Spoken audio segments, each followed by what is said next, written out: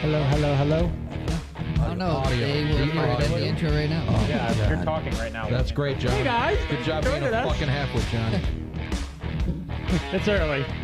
It's fresh. I had to pull it over. And welcome back to the Deep Threats. We are here today. It's February 26, 2023. This is episode 16. I appreciate all you guys that show up here. I know not many are here on a Sunday morning at 8 a.m. in the off season, but for all of you that do watch and do chime in and watch later, I appreciate it. That being said, please like, subscribe, share if you can. I know that's Steve's favorite thing to do.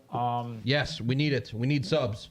And if you like us even a little bit. Yeah. So that being said, what we're going to do today is even a little bit. We're going to go over intros. Johnny, can you move my cam just a little bit? Yeah, move the cam. I'm not sure why that's... It's going to be... I'm not sure why it was so off-center. Oh, that's why you did it? Yeah. For Chunky Butt? Did you measure yourself, Steve? You did it for Chunky Butt? Yeah. All right. That's fine right there. Chunky. All right. That being said, Anyway. we're gonna get into our intros for today. As always, you have Johnny G on the mic. Loser. How's it going, everyone? Look at that. I do like that background.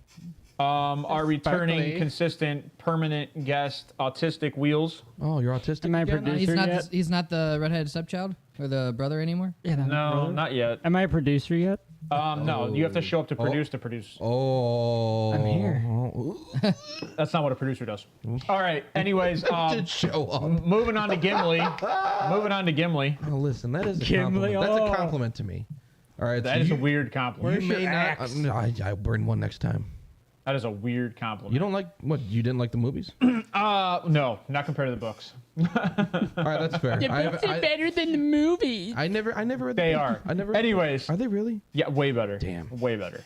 And it's One of probably those another people. another 4 hours of film Oh shit. per movie. You know, if you ever watched the extended Lord of the Rings, Yeah, those you are almost four split and a your half wrist half hours. the times. Yeah, you do. Yeah. There's a 5-hour film, the last one. What? Dude, I fell asleep 4 times.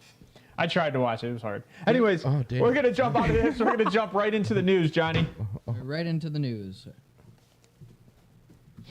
Oh.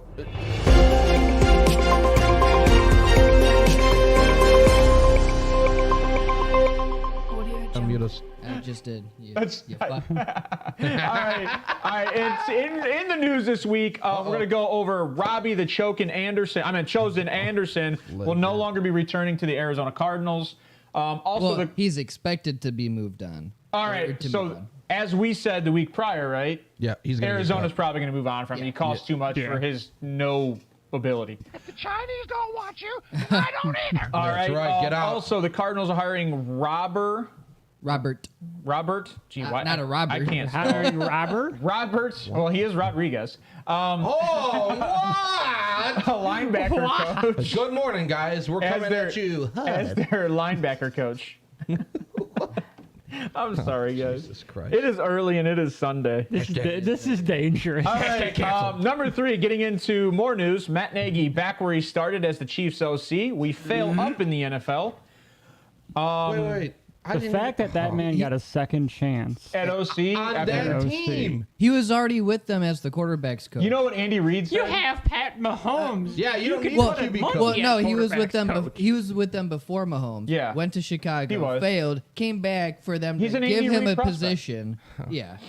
You know what's funny though? Look at that smile Are on his Andy face. Reid and Bill Belichick just trying to prove who can bring up the most coaches? Yes. So they're like, shit, bring him back, bring him back. We'll fix him. But they No. do. There's the point. Patricia, Nick. That Patricia needs to be like. Apparently, Patricia might be out in New England because of his interview for Denver. I wouldn't trust him as a peewee football. right. Wow. Football coach. Now yeah. that's good for rumors. All right, moving on. We're going to go to the Lions release, Michael Brockers. Yeah. D-line Michael Brockers. I say I understand this just for the cap move, Yeah, but but This was out of the blue, though. I didn't understand it, like you Well, said, other than he the cap. wanted he wanted more money. You know what's funny about this with our mock draft last week? Somebody took another edge in the mock. I did. Yeah, But that's an edge, not a D-line. it's all right. You could slide everybody over. Well, and they Good also idea. have who'd they take? You mentioned him a couple weeks ago. they have the- two defensive ends. They Yeah, drafted. the one Yeah, that- I can't remember his name. I can't either. But they He's did. really good, and he had like 6 Yeah. sacks. he was and like a 8 6th-round pick. Yeah, they He they was both a produced sixth-round last pick. year. But I mean, if you're gonna have, if you have a shot at Miles Murphy or Tyree Wilson, You're gonna take him. you're probably gonna take him. Depth helps. Depth Yep. definitely helps. It you sure know. does. And when you're a Especially at proven edge. producer, yeah, I like I that. mean, the Browns could always use depth since Myles Garrett crashes his car every other year. Oh, Jesus. All right. Kellen Winslow. So moving on. Did you say Kellen Winslow? Yeah. Yeah, it did. Moving on. Derek Carr's agent is realistic, unlike Danny Dimes' agent, who's looking for 35, or Derek Carr's looking for 35 mil per year. You don't think Okay, Daniel Jones so about to grab with 35? Derek Carr wanting 35 mil, where do you have Daniel Jones at? Not at 35. I have him at If- 25 max. Well, no. Here's where 30. here's where I have Daniel Jones at. It's 34,99999.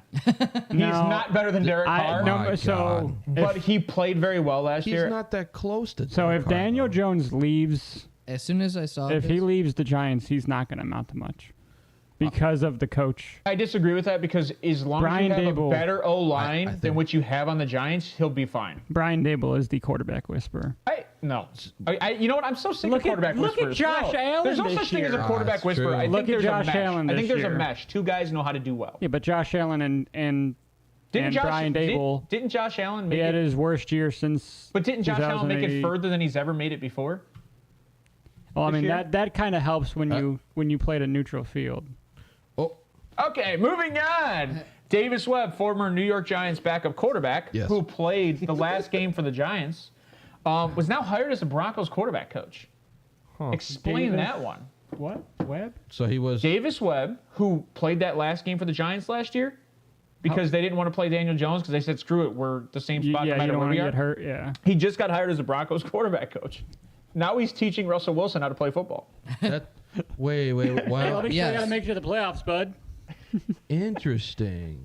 He's 26 or 29. I think he'll be 29 by the season start. I mean, why not? Because you're gonna get That's paid. his first coaching job? yes. He's a quarterback. He He literally just- just became I know, a that's backup what I'm quarterback. saying, though. That's- No, I'm talking to autistic too. No, but he went straight from, like, that's a hell of a jump, right? Yeah. Like, usually, like. Do you consider that a promotion when you're making less money?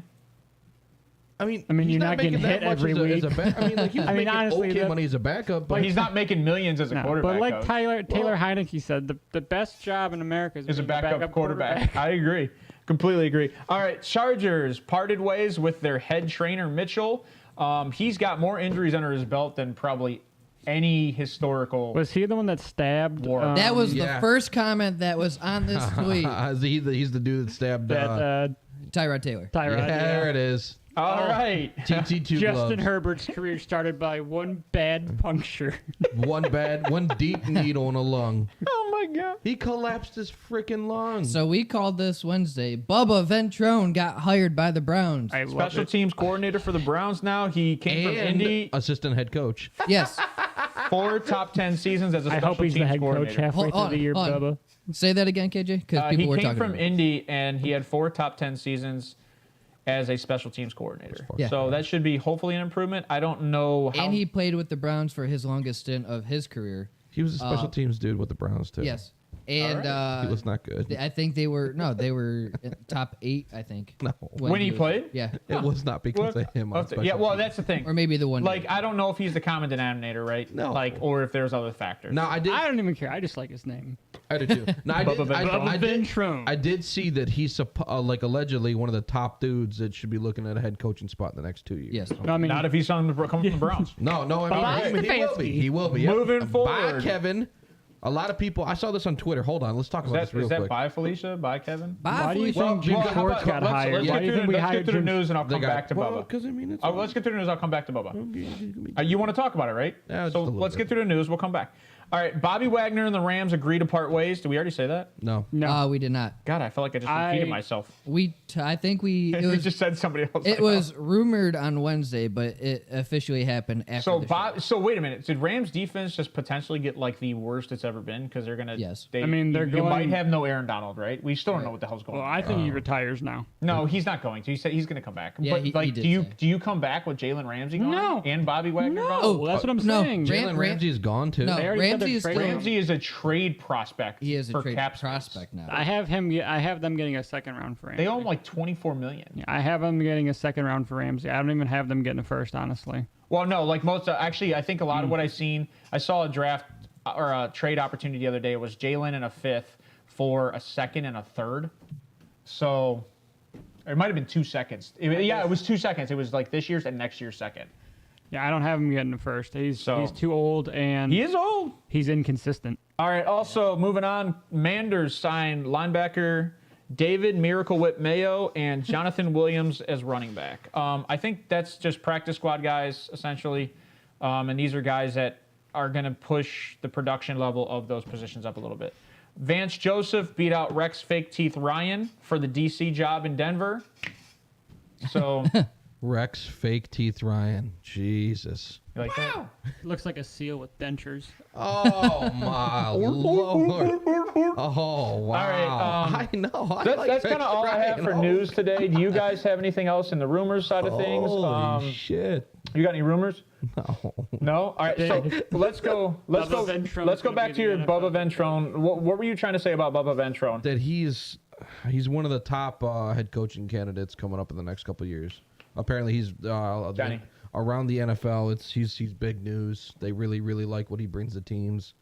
What I think is funny then is that he didn't get an interview with the Colts, who were just now looking to hire a dude. Speaking of Jalen Ramsey, there was a tweet that just went out saying that the Lions and the Raiders are the top 2 teams mentioned by @J Fowler ESPN for Ramsey to go. So the Raiders don't want to pay Derek Carr, but they're going to pay Jalen Ramsey. Yeah, that's that's right. the most Raider thing I've ever seen.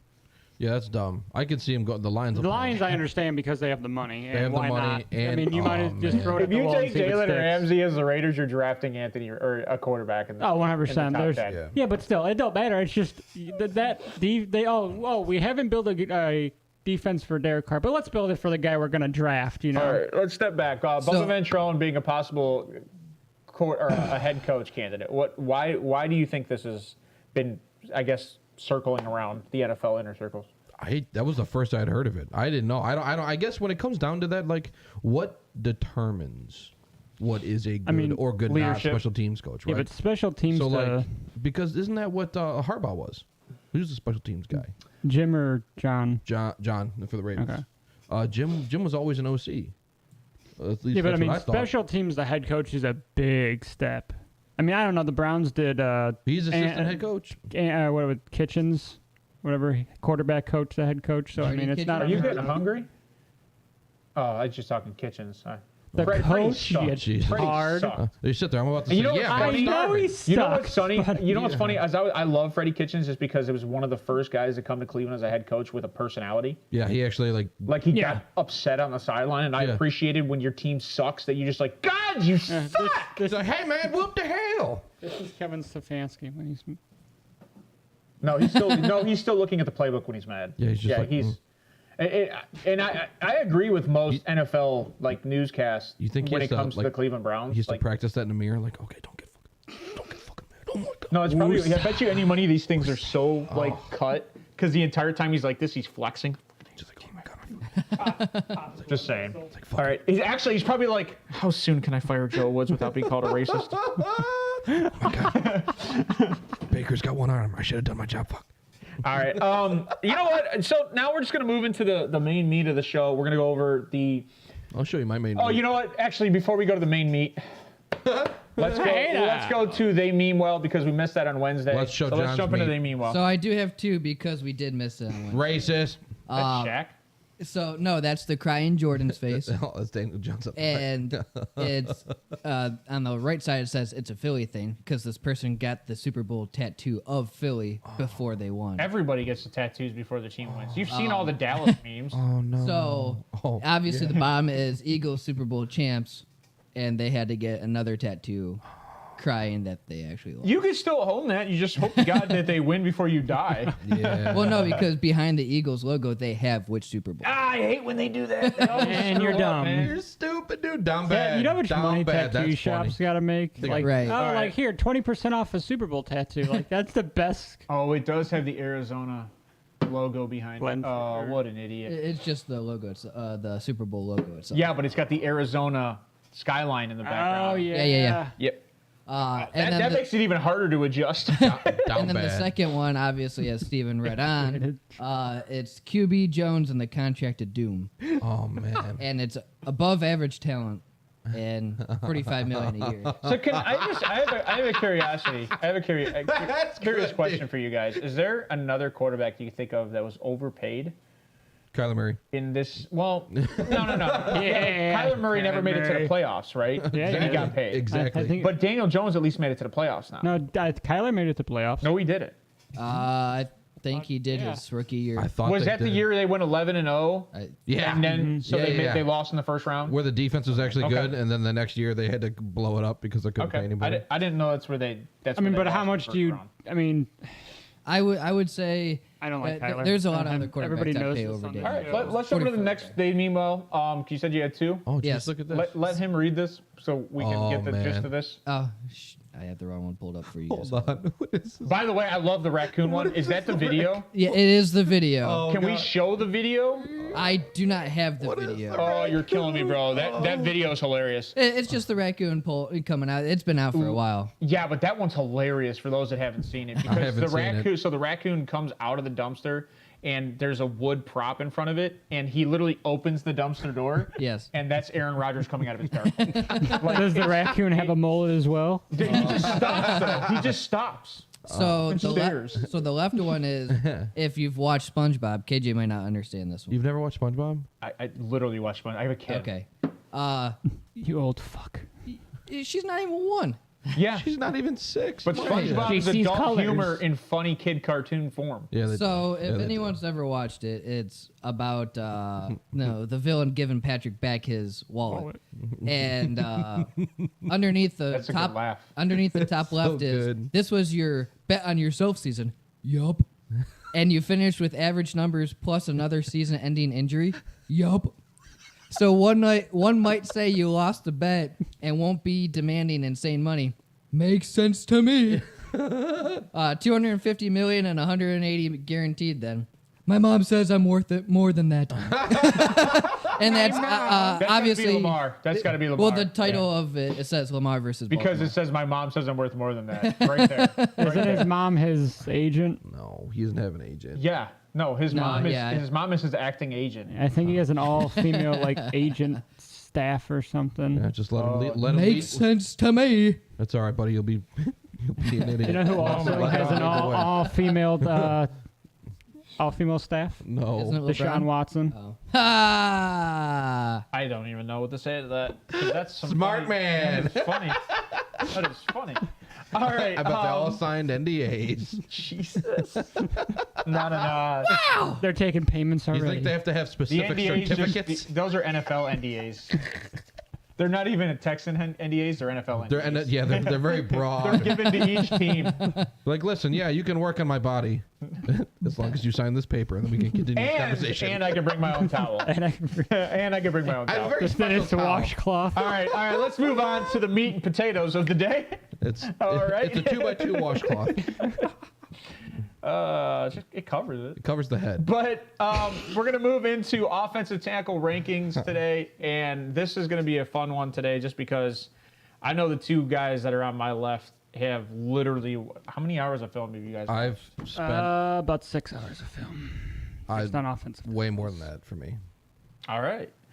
I am more analytical. Thanks for So- throwing me under Really, the bus. 6 hours? You are more anal. I thought you, man, no, I did at least probably 12 2 to games. 16 hours. 2 games each. Yeah, I watched Good and bad. And I watched put up the one I liked more. too much of film on the. I don't want to say too much. I hope you guys don't think I'm halfway for my takes because No. I don't give a shit. Because they're my takes. Quarterbacks, I do a lot more film. You know on. what? You have to. Yeah, well, yeah. We said this before. Every single company that does these has different rankings for everybody. Oh, yeah. Yeah, like- but so they're like similar. PFF. But they're similar Sometimes, a lot of the time. like Draft Network has, like certain guys going in 3rd, 4th rounds, and then like NFL Draft Buzz has this dude like Second. undrafted or. Yeah. Or up high. Yeah, or like PFF has these dudes, has Bryce Young as the one.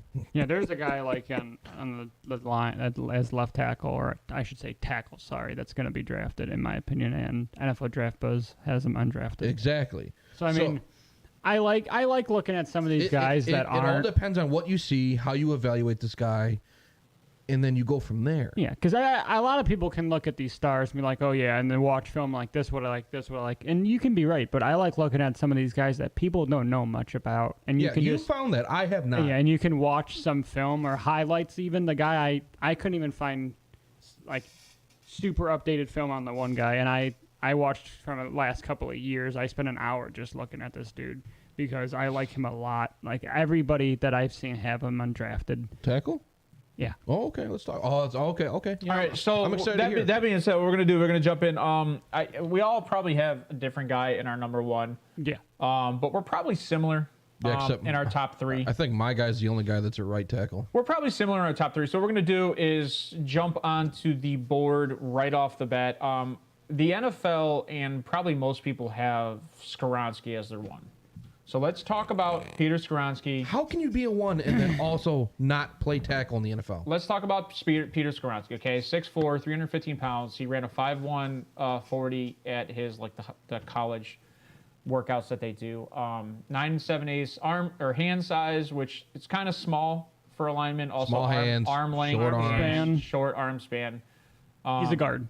He's a guard, guys. I mean, So- That's why I can't have him as But, one. he's but got- keep in mind, right? 4-star recruit coming out of high school, Mm. going into college, and he's not known essentially for his physical stature. He's known for his athleticism and his football IQ.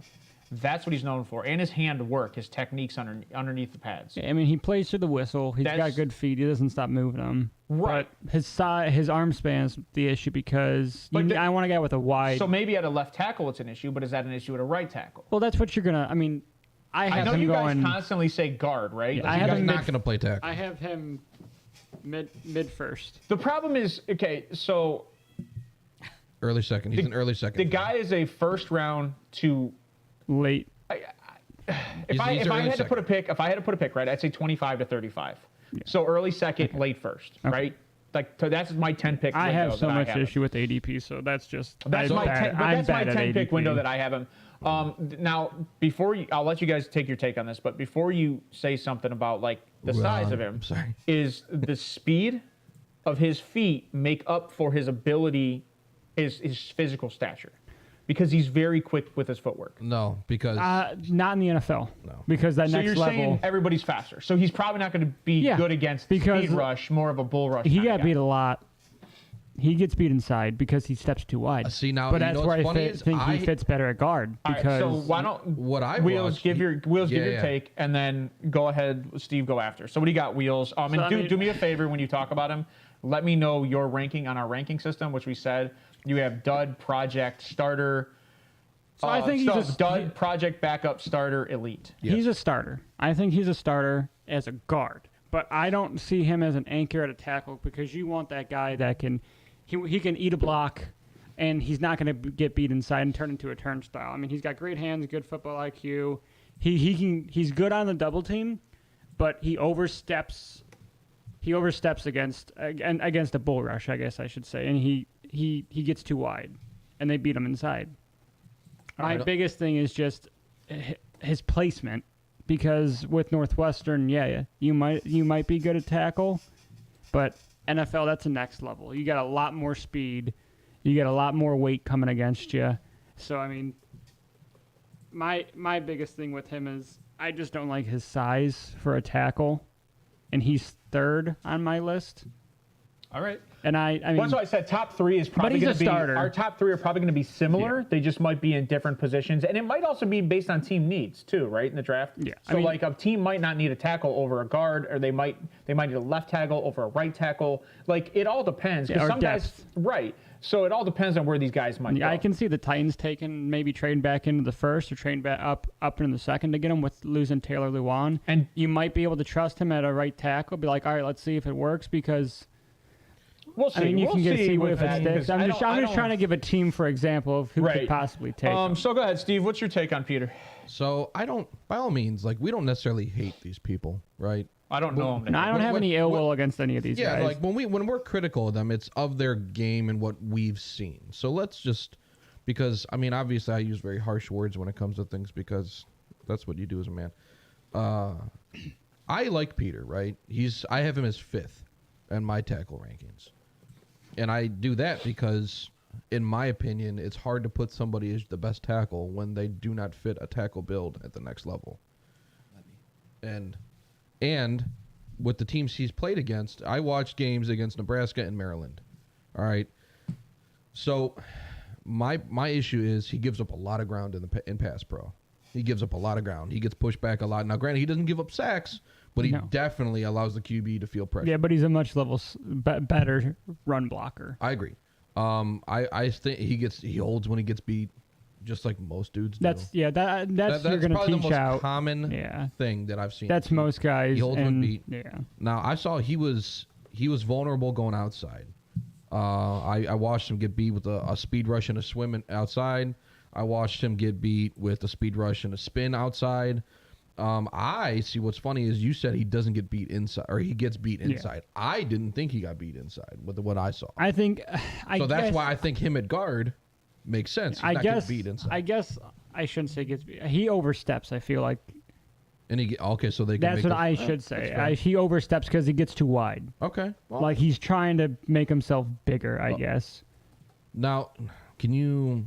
Is it early in the set? Yes. Or is so it's before. Okay. So his initial. It's on initial contact. His initial kick is wide. It's on initial contact. He steps wide, and that's where he gets pushed off.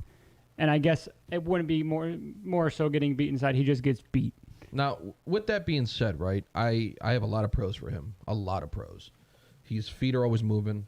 He picks up stunts really well. He keeps his hands inside. They're strong.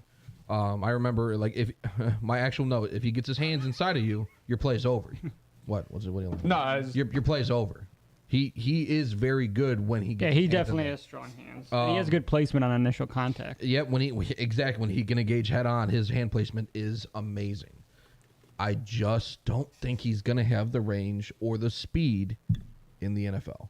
Yeah. So where do you have him ranked? Like I know you said in your fifth, your top, right? So he's 5th for me. So is he starter, dud, backup? He's a starter. Okay. I see. You know what's funny is because of his skill set, somebody probably is going to try him at right tackle, and he might do well. And it also depends on where you're going. I don't think he's going to be going to a tackle. if you're going to a place like John, can you bring up Peter again real quick? Oh, sorry. I was going to ask for the draft though. Order. See, okay, so I only asked for that because the arm length. He's at 3%. Yeah, he's a 3 percentile. That's small, dude. Yeah. That's not. That's. But you know what? Going... But you were talking an inch.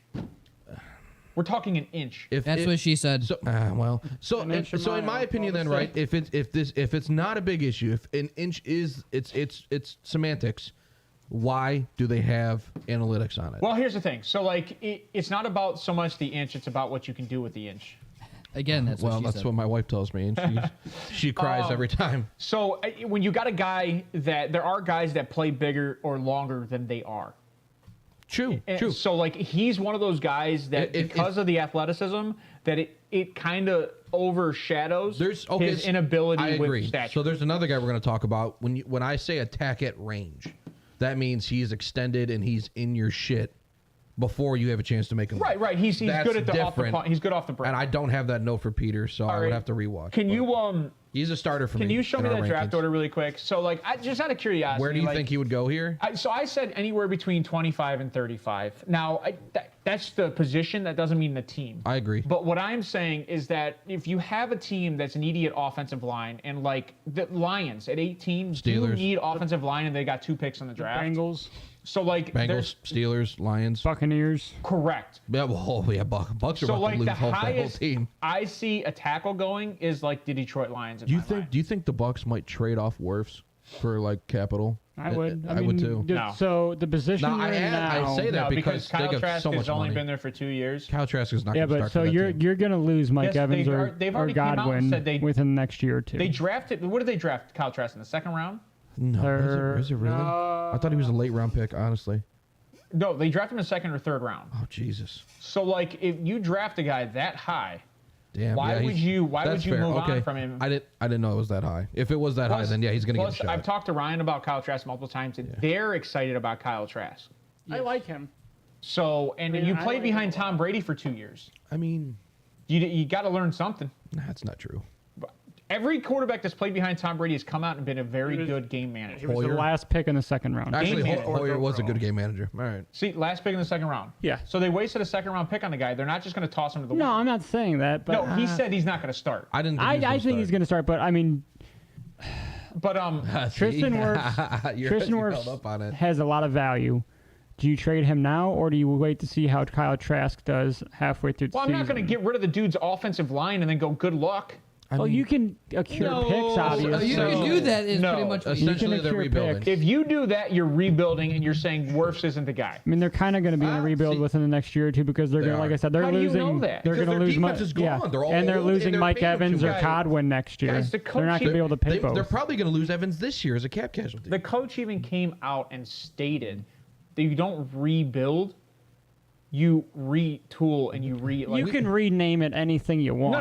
No. That's incorrect because there are teams that don't have to eliminate everybody and can turn over. Look at the Eagles. 6 years ago, won a Super Bowl. Within 6 years, their team wasn't substantially worse, but they No. did lose pieces, and boom, right back at Yeah, the as Super long Bowl. as you can hit it on the draft, obviously, but a lot of these teams can't. Tampa Bay's hit on the draft. Defensively, Well, yeah, offensively, defensively, I mean, the only thing you've they hit with- technically need is a Yeah, quarterback. you've hit with Tristan Wirfs. You've hit with a safety. I can't You remember his have name. running backs. You have wide receivers. You have defensive ends. Lenny's You've old. got linebackers. Lenny's not old. Lenny's old. Lenny is old. He's 26. He's 28. But 28. but here's the thing: you got Rashad White played very well when Yes, he Leonard did. was out. Oh, that's And what I he was gonna did say. say and at then the you're gonna get- beginning and of the then- year that he's going to pass the torch to Rashad White. Yeah, like he's I mean, you teaching still Rashad. So Because he knows he's Would going so down. let me ask you this: would you trade Mike Evans? Yeah, you have to move cap. Mike Evans is the guy I would trade, and that's just because of his age. Yeah. They're over like 55 But the only million. And way he's I'm been trading- consistently good. So I mean, you The could only probably way I'm get something trading for Mike him. Evans is if I can get a high 2 or a piece or a in the late linebacker. first I want or to. another wide receiver. Yeah. Younger. I need something. I need another wide receiver. I can't get rid of Mike Evans. So, just real quick, what fitment do you have for Skoronski? Would he fit with the Buccaneers? Do you think they take him? No, I don't think the Bucs are going to take an offensive lineman. I think if the Bucs do anything, it's a defensive Defense, secondary piece or an outside guy, So, or they're I mean- going to sit there in a situation to where Peter Can you bring the draft up again? real Peter quick? could easily drop out of the first. I mean, everybody was hyping him up weeks ago, but could. I'm not saying I don't see it, but I don't see him being the number one tackle. I don't see I don't- there's no way. now. Maybe I'm wrong, right? But I don't see a left tackle in this draft that is a day one must-have guy. I don't. Unless a team really wants one and says we need to go get our guy, and they put all the eggs in that basket, and they're like, all right, he's our guy for the future. All right, thanks, John. That's- So by day one, like must-have guy, you mean like dude you're willing to trade up for? Yeah, like how many left tackles are like Jedrick Wills? And I know your feelings on Jedrick Wills, but Jedrick Wills was drafted top 10. He was Yes. drafted 10. You want to hear my feelings? I know your feelings. Shut up. He's a but that's not turnstile. my point though. So Jedrick Wills was one of what are those you, a guys therapist? that everybody was like, this could be a guy.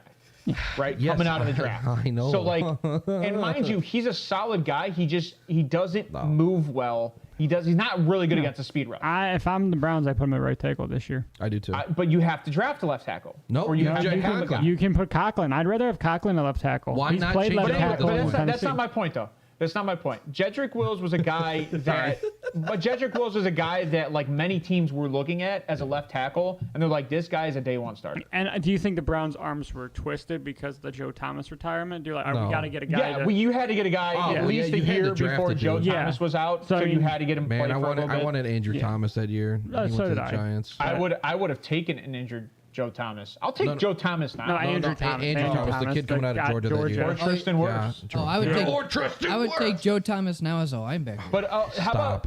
But that's the other thing, right? Tristan Wirfs big, in I that know. draft was ranked by many as the #1 tackle coming out. Him, Becton. Yeah, that was- Mekhi Becton. Mekhi Yep. Becton. That was a big tackle. But draft. okay, but do you see the difference, right? That draft was like these guys are your top three. That was three. I think there was 4 tackles in that draft. But like, boom, those guys you had to go get in the first round, right? So I just throwing that out there. But let's move forward off Skoronski. Got the receipts. We're gonna go to the #2 in what most people have mocked up as their #2 guy as a tackle is Paris Johnson Jr. Yes. Paris Johnson Jr. is a big prospect. He's 6'6", 310 pounds. He's quick, 5.05 at the 40. Long, really long, 35 3/4 inch. How long is he? Is length, and arm span is 85 5/8. Big hands, 11 inches.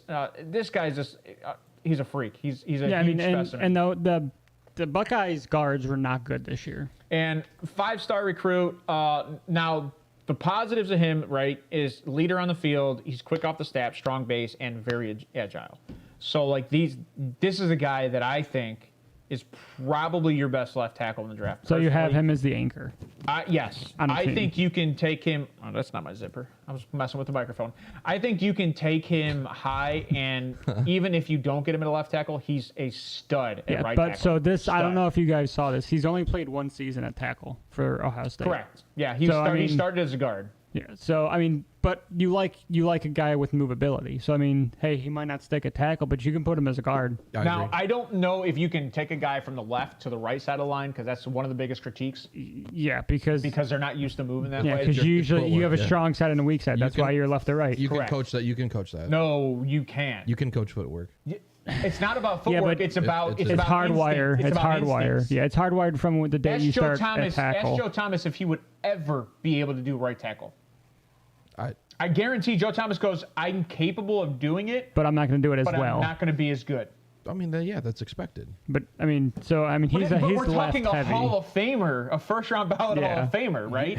And He still already say is. he would still say he would struggle. Pretty much. Okay, it's just what it is. So And- what are your pros on him? What do you like about him?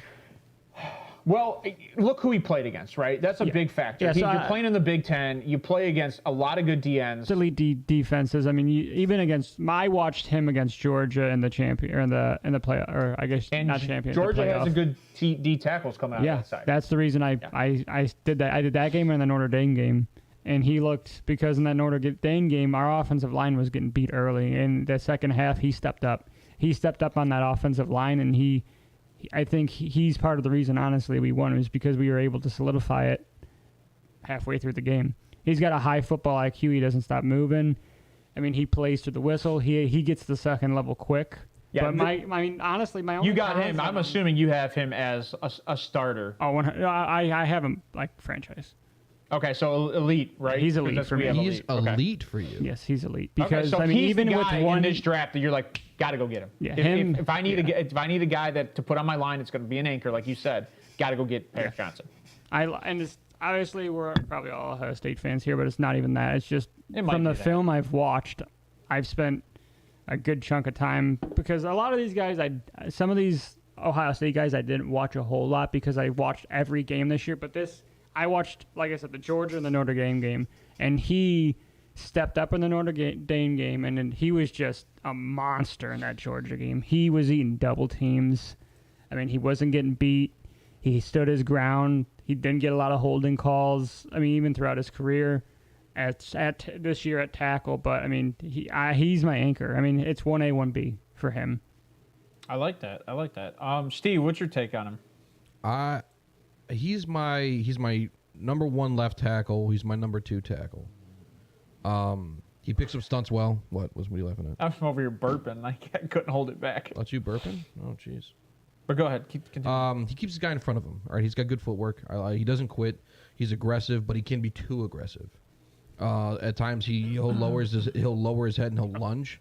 I mean, you know what I mean. That's one of my cons. We were talking about that a couple weeks ago. Bad. I mean, real bad with the 2-handed swim. He literally he lunged, and the dude just went bloop, and I mean that was bad. I was like, so, I mean, but it was a one-off because I didn't see it again. I didn't see anything close to that. It seems like he builds off. He's like, all right, that's my one beat. Let's get back on it.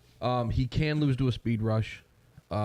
He's fast, but he's not super fast, which is whatever for 310 pounds, 6'6" dude. He's a big boy. He's big. He's biggin', and he's long. He's got that reach.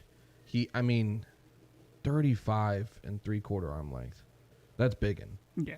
I mean, you got the wingspan. What percentage is that? 95%. 95. Yeah. I mean, you're biggin'.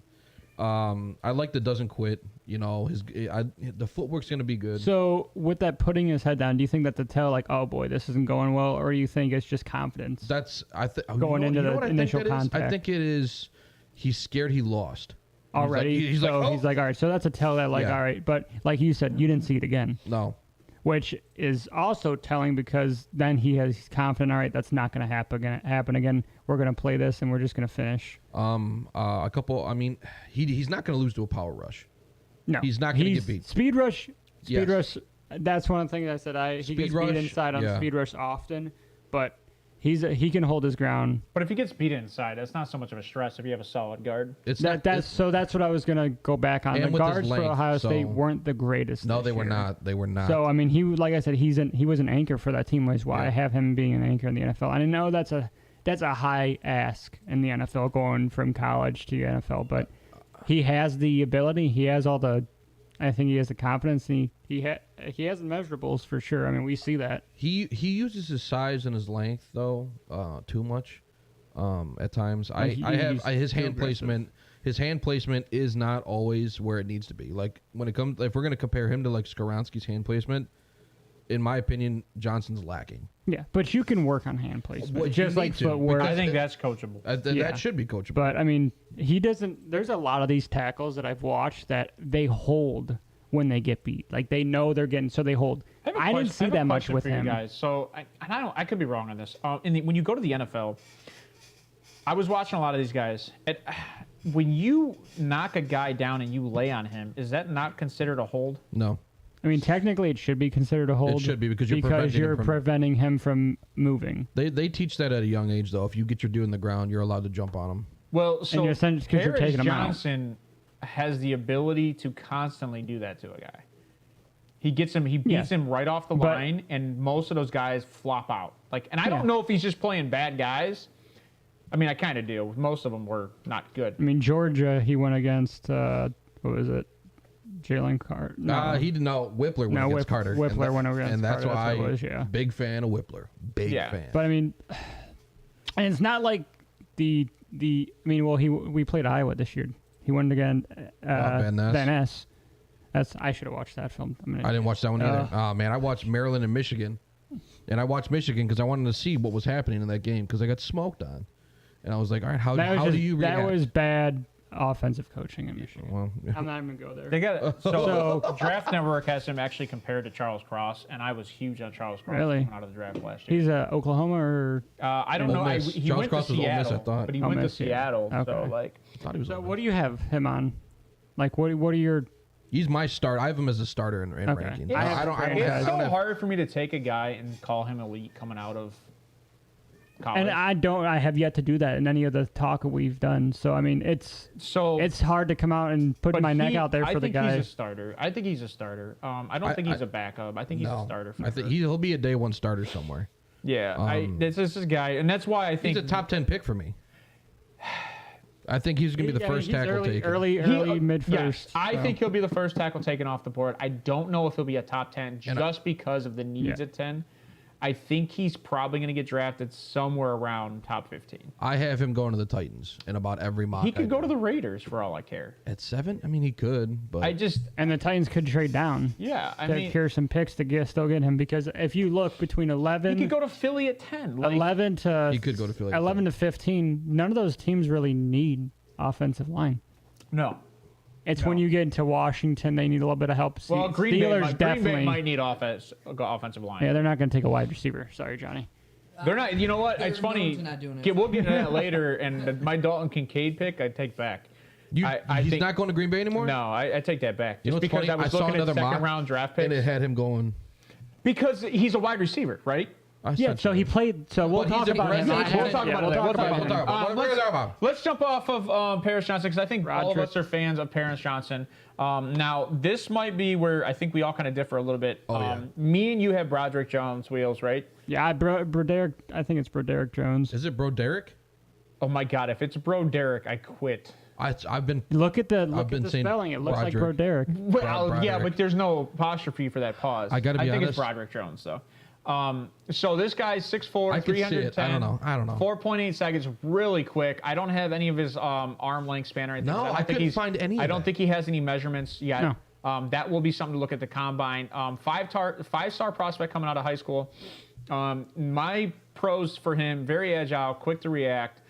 0 sacks allowed in 2022 as a left tackle, high IQ, and crazy grip strength. So I'm gonna go in real quick and do my cons for him. He lunges a lot, and he bends lot. at the waist. He bends at the waist. And he dips his head, dude. yeah, just like Paris. Which I mean, and he only had- but that's coachable. He's worse. Yeah, that's he's what I'm saying. way So worse than Paris. So this is where I have rankings. Obviously, Because it stuff sounds like that- he's trying to beat the attack. yeah, and he gets too early. He's trying to. too He early. overplays his hand. Right, so it's almost like Trayvon Diggs as a corner. He's anticipating. Horrible on the double Yes, move. Exactly, John. He anticipates the contact, and he shows it too early. So if someone goes to break out and he jumps. pushes, and then boom, they're in. So so a guy like- like Myles Garrett, who's great on So subs, you think Now, he's gonna boomer destroy bust him. play on play? So correct me if I'm wrong. When you watch tape on this guy, Backup.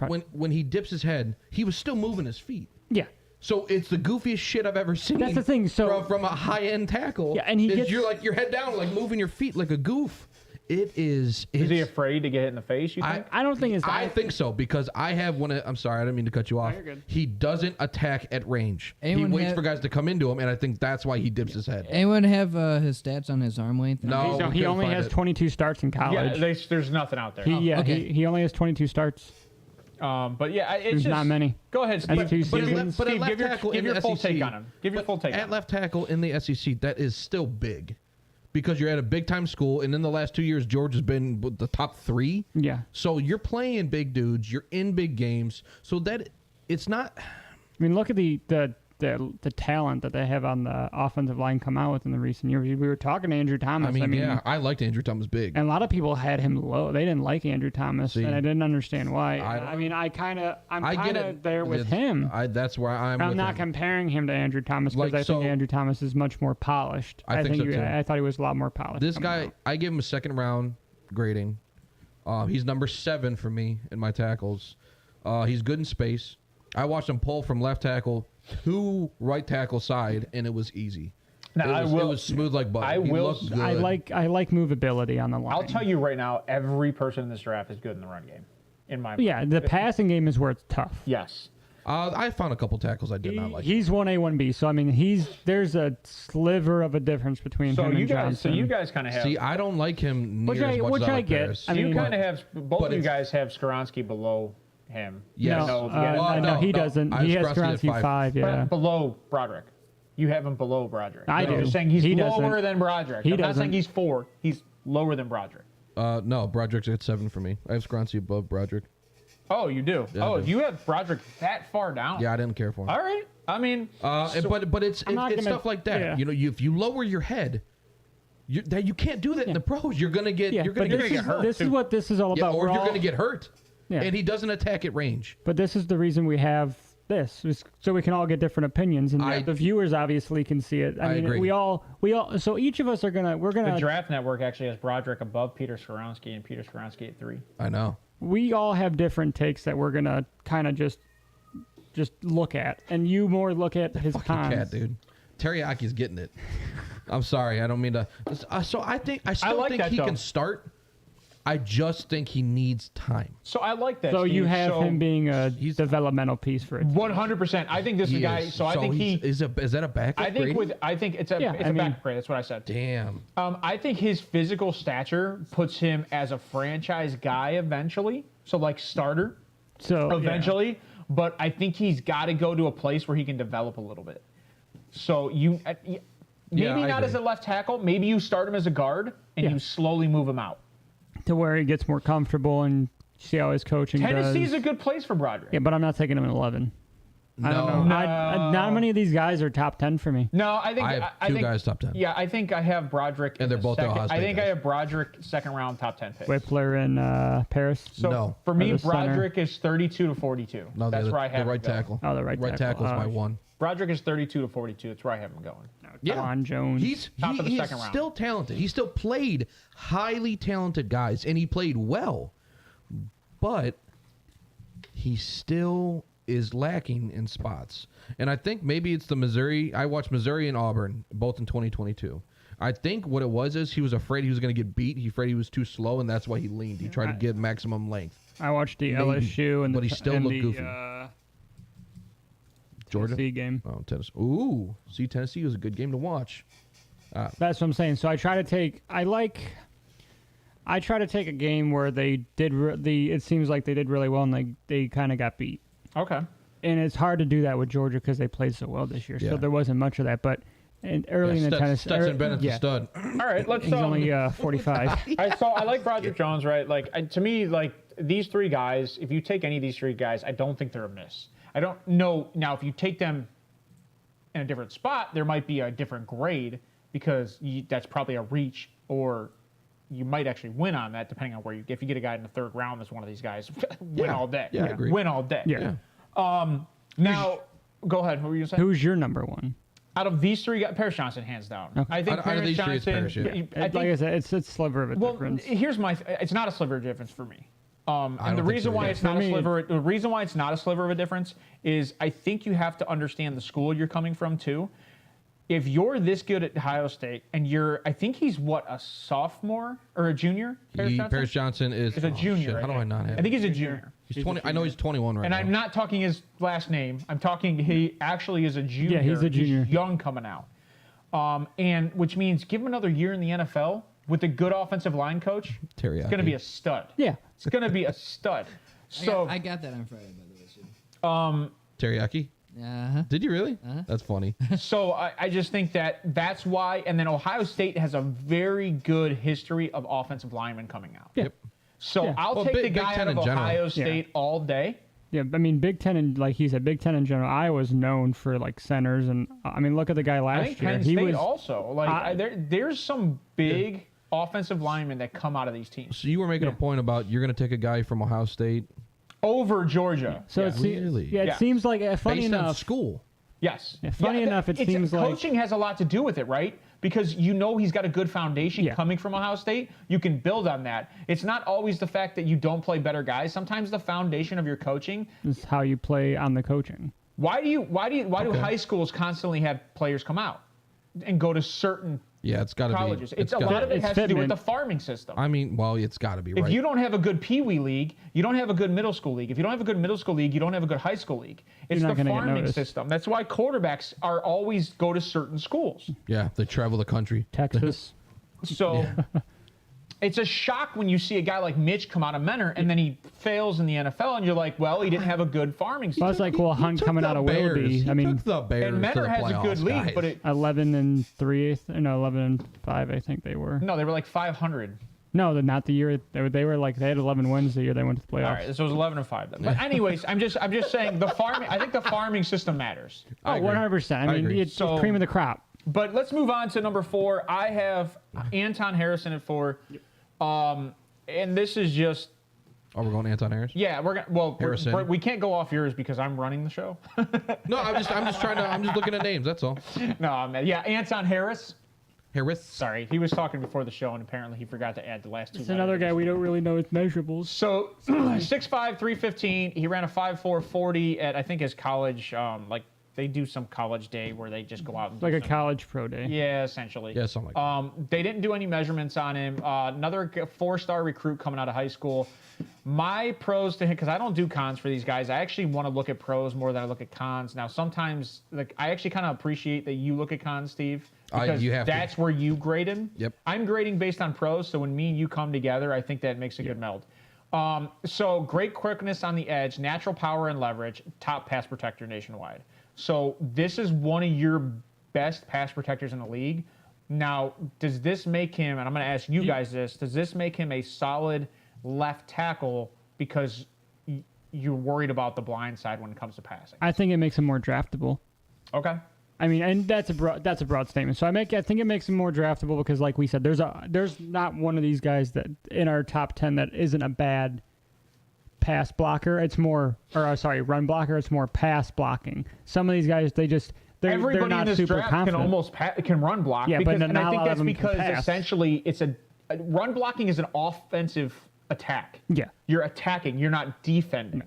And when you're pass blocking, it's pure defensive. Yes. So I know that sounds weird because Yeah, offensive it's- line's playing defensive, Yeah. but that's the position of an offensive lineman is to defend a quarterback. And I know Brian watches this. He's probably going to harass me for just that explanation because it is a John Madden explanation. Well, what do you here? And there he goes up there. Bam! So, but Brett Favre. and the receiver, you know what he does when he goes downfield? He tries to catch the ball. So that's a John Madden explanation, right? The offensive line. He tries to use his hands. So, and I think that's where he comes into play is that he is a phenomenal pass protector. So if you get a guy that is purely a pocket passer, Joe Burrow, Ooh. See, okay. and So you get a guy so- like this to protect him. do you have anything? Do you have anything him that- getting drafted by Cincy? Is that your little Did you 28? give a like? Where do you think? 26? There's like no an way he ADP? goes in the first round. I don't I think so. think he's a second round guy, but can Cincy move up or move back? Maybe. I think. I think they he's move gonna back. let I this think they dude move up. fall to him. I would love to see him go to Cincy because I think that they could really solidify that line with, I mean, with a guy 6'5", like this. 315. That's big. I think that's why. It's average for a left Since tackle. he's going to rebuild their O-line a little bit in this draft, and I think this is a good time to do it because it's a heavy defensive draft, so they can build up and, all right, so we don't need – I mean, they're obviously going to need some defense with Von Bell. I think he's gone. But it's not a bad draft. Well, Jesse Bates might be gone too. Yeah. Yeah. It's not a bad draft to, like, all right, let's go out and get a couple of these guys that not a lot of people are too high on, but Well, we're in Jesse a good Bates ain't gone if they're drafting. I love what you're saying. Right? No. So here's why I love what you're saying. Because if we just said that since he could drop out of the first and get a guy like this on the line, That would be big for them. that would be huge because you don't have to pay a first round player. No. So you're not paying You 4 might or 5 like, million but the you might first trade year. back is what I'm saying.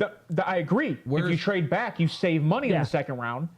And now you got a guy for 4 years and you don't have to pay him and you can try to find a way to restructure a guy like Bates and keep your defense solid So- while fixing the offensive line. The only thing with that I don't like is you lose the 5th-year option on him. Yeah.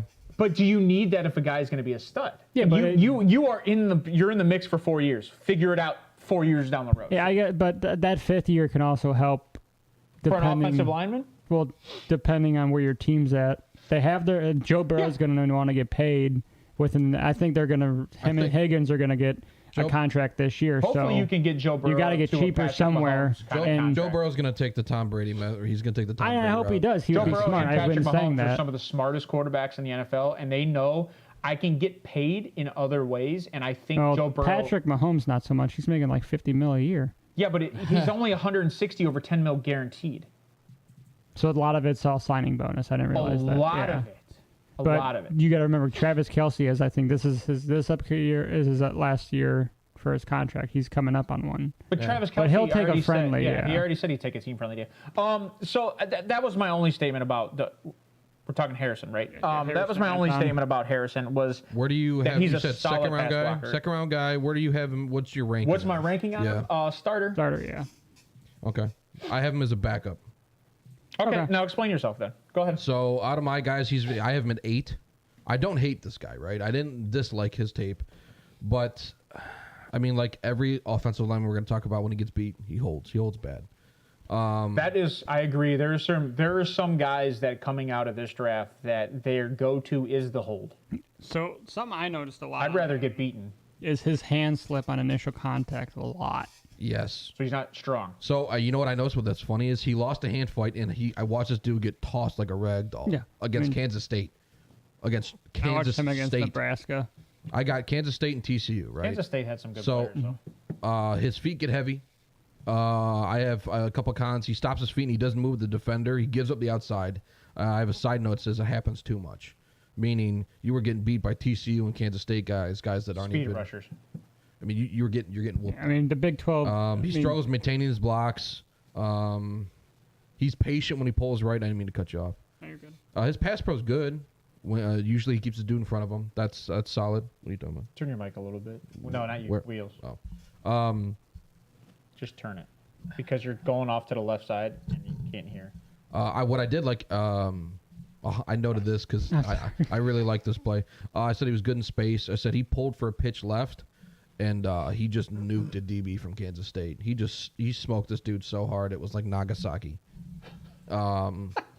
He's aggressive, especially in run game. I mean, I like that. He chips effectively. He chipped and he got back on a stunt defender in passing game. That was impressive. So what that tells me is high football IQ. What are you doing? You're good. Just keep talking. I liked his. He had a good initial punch when he can connect at range. So what that tells me, because we don't have measurables on his arm length, so what that tells me is maybe he has shorter arms, or they need to coach him up and say, hey man, you got to punch at range and then, re-attack and try and maintain your blocks, because he did have. Like I said, so his initial contact seems to be lacking. Yes. I agree. I have him as I have him as a backup and a late second round guy. I just wanted to make sure we got that out. Yeah, I mean. So what'd you see? So my cons, obviously, a lot of these left tackles bend at, or a lot of these. Sorry, I keep saying left tackle. A lot of these tackles bend at the waist. I noticed. Yeah. They don't seem to have a strong upper body frame. Or is it that they don't trust themselves? And confidence is it's a like Skoronski. It's confident. mean, man. He was confident. Yeah, but the thing with a lot of these guys is you can build up that confidence. I agree. Yeah, with confidence is all coaching, mental. You can build reps, up confidence. You can. I know. Obviously, we say a lot of stuff's coachable. That's 100% coachable. Confidence is coachable because winning makes you confident too. Yeah, but if he goes to Cincy, you got Joe Burrow. You don't think Joe Burrow is gonna hype that kid up? Like, you got this, man. Come on, build off what you did. You got it. I mean, Joe Burrow loves the worst offensive lineman, so and he's gonna make you feel confident. Yeah, I mean, he talks up his own dudes that suck. So I'm gonna say this. You're gonna be good. And like you said earlier, that's coming from the guy that stays in the pocket. So I'm going to say this. I was talking to Steve earlier this week. Uh-oh. So Patrick Mahomes Oh, shit. and Joe Burrow is the Peyton Manning and Tom Brady of this generation. I've said this. Yeah.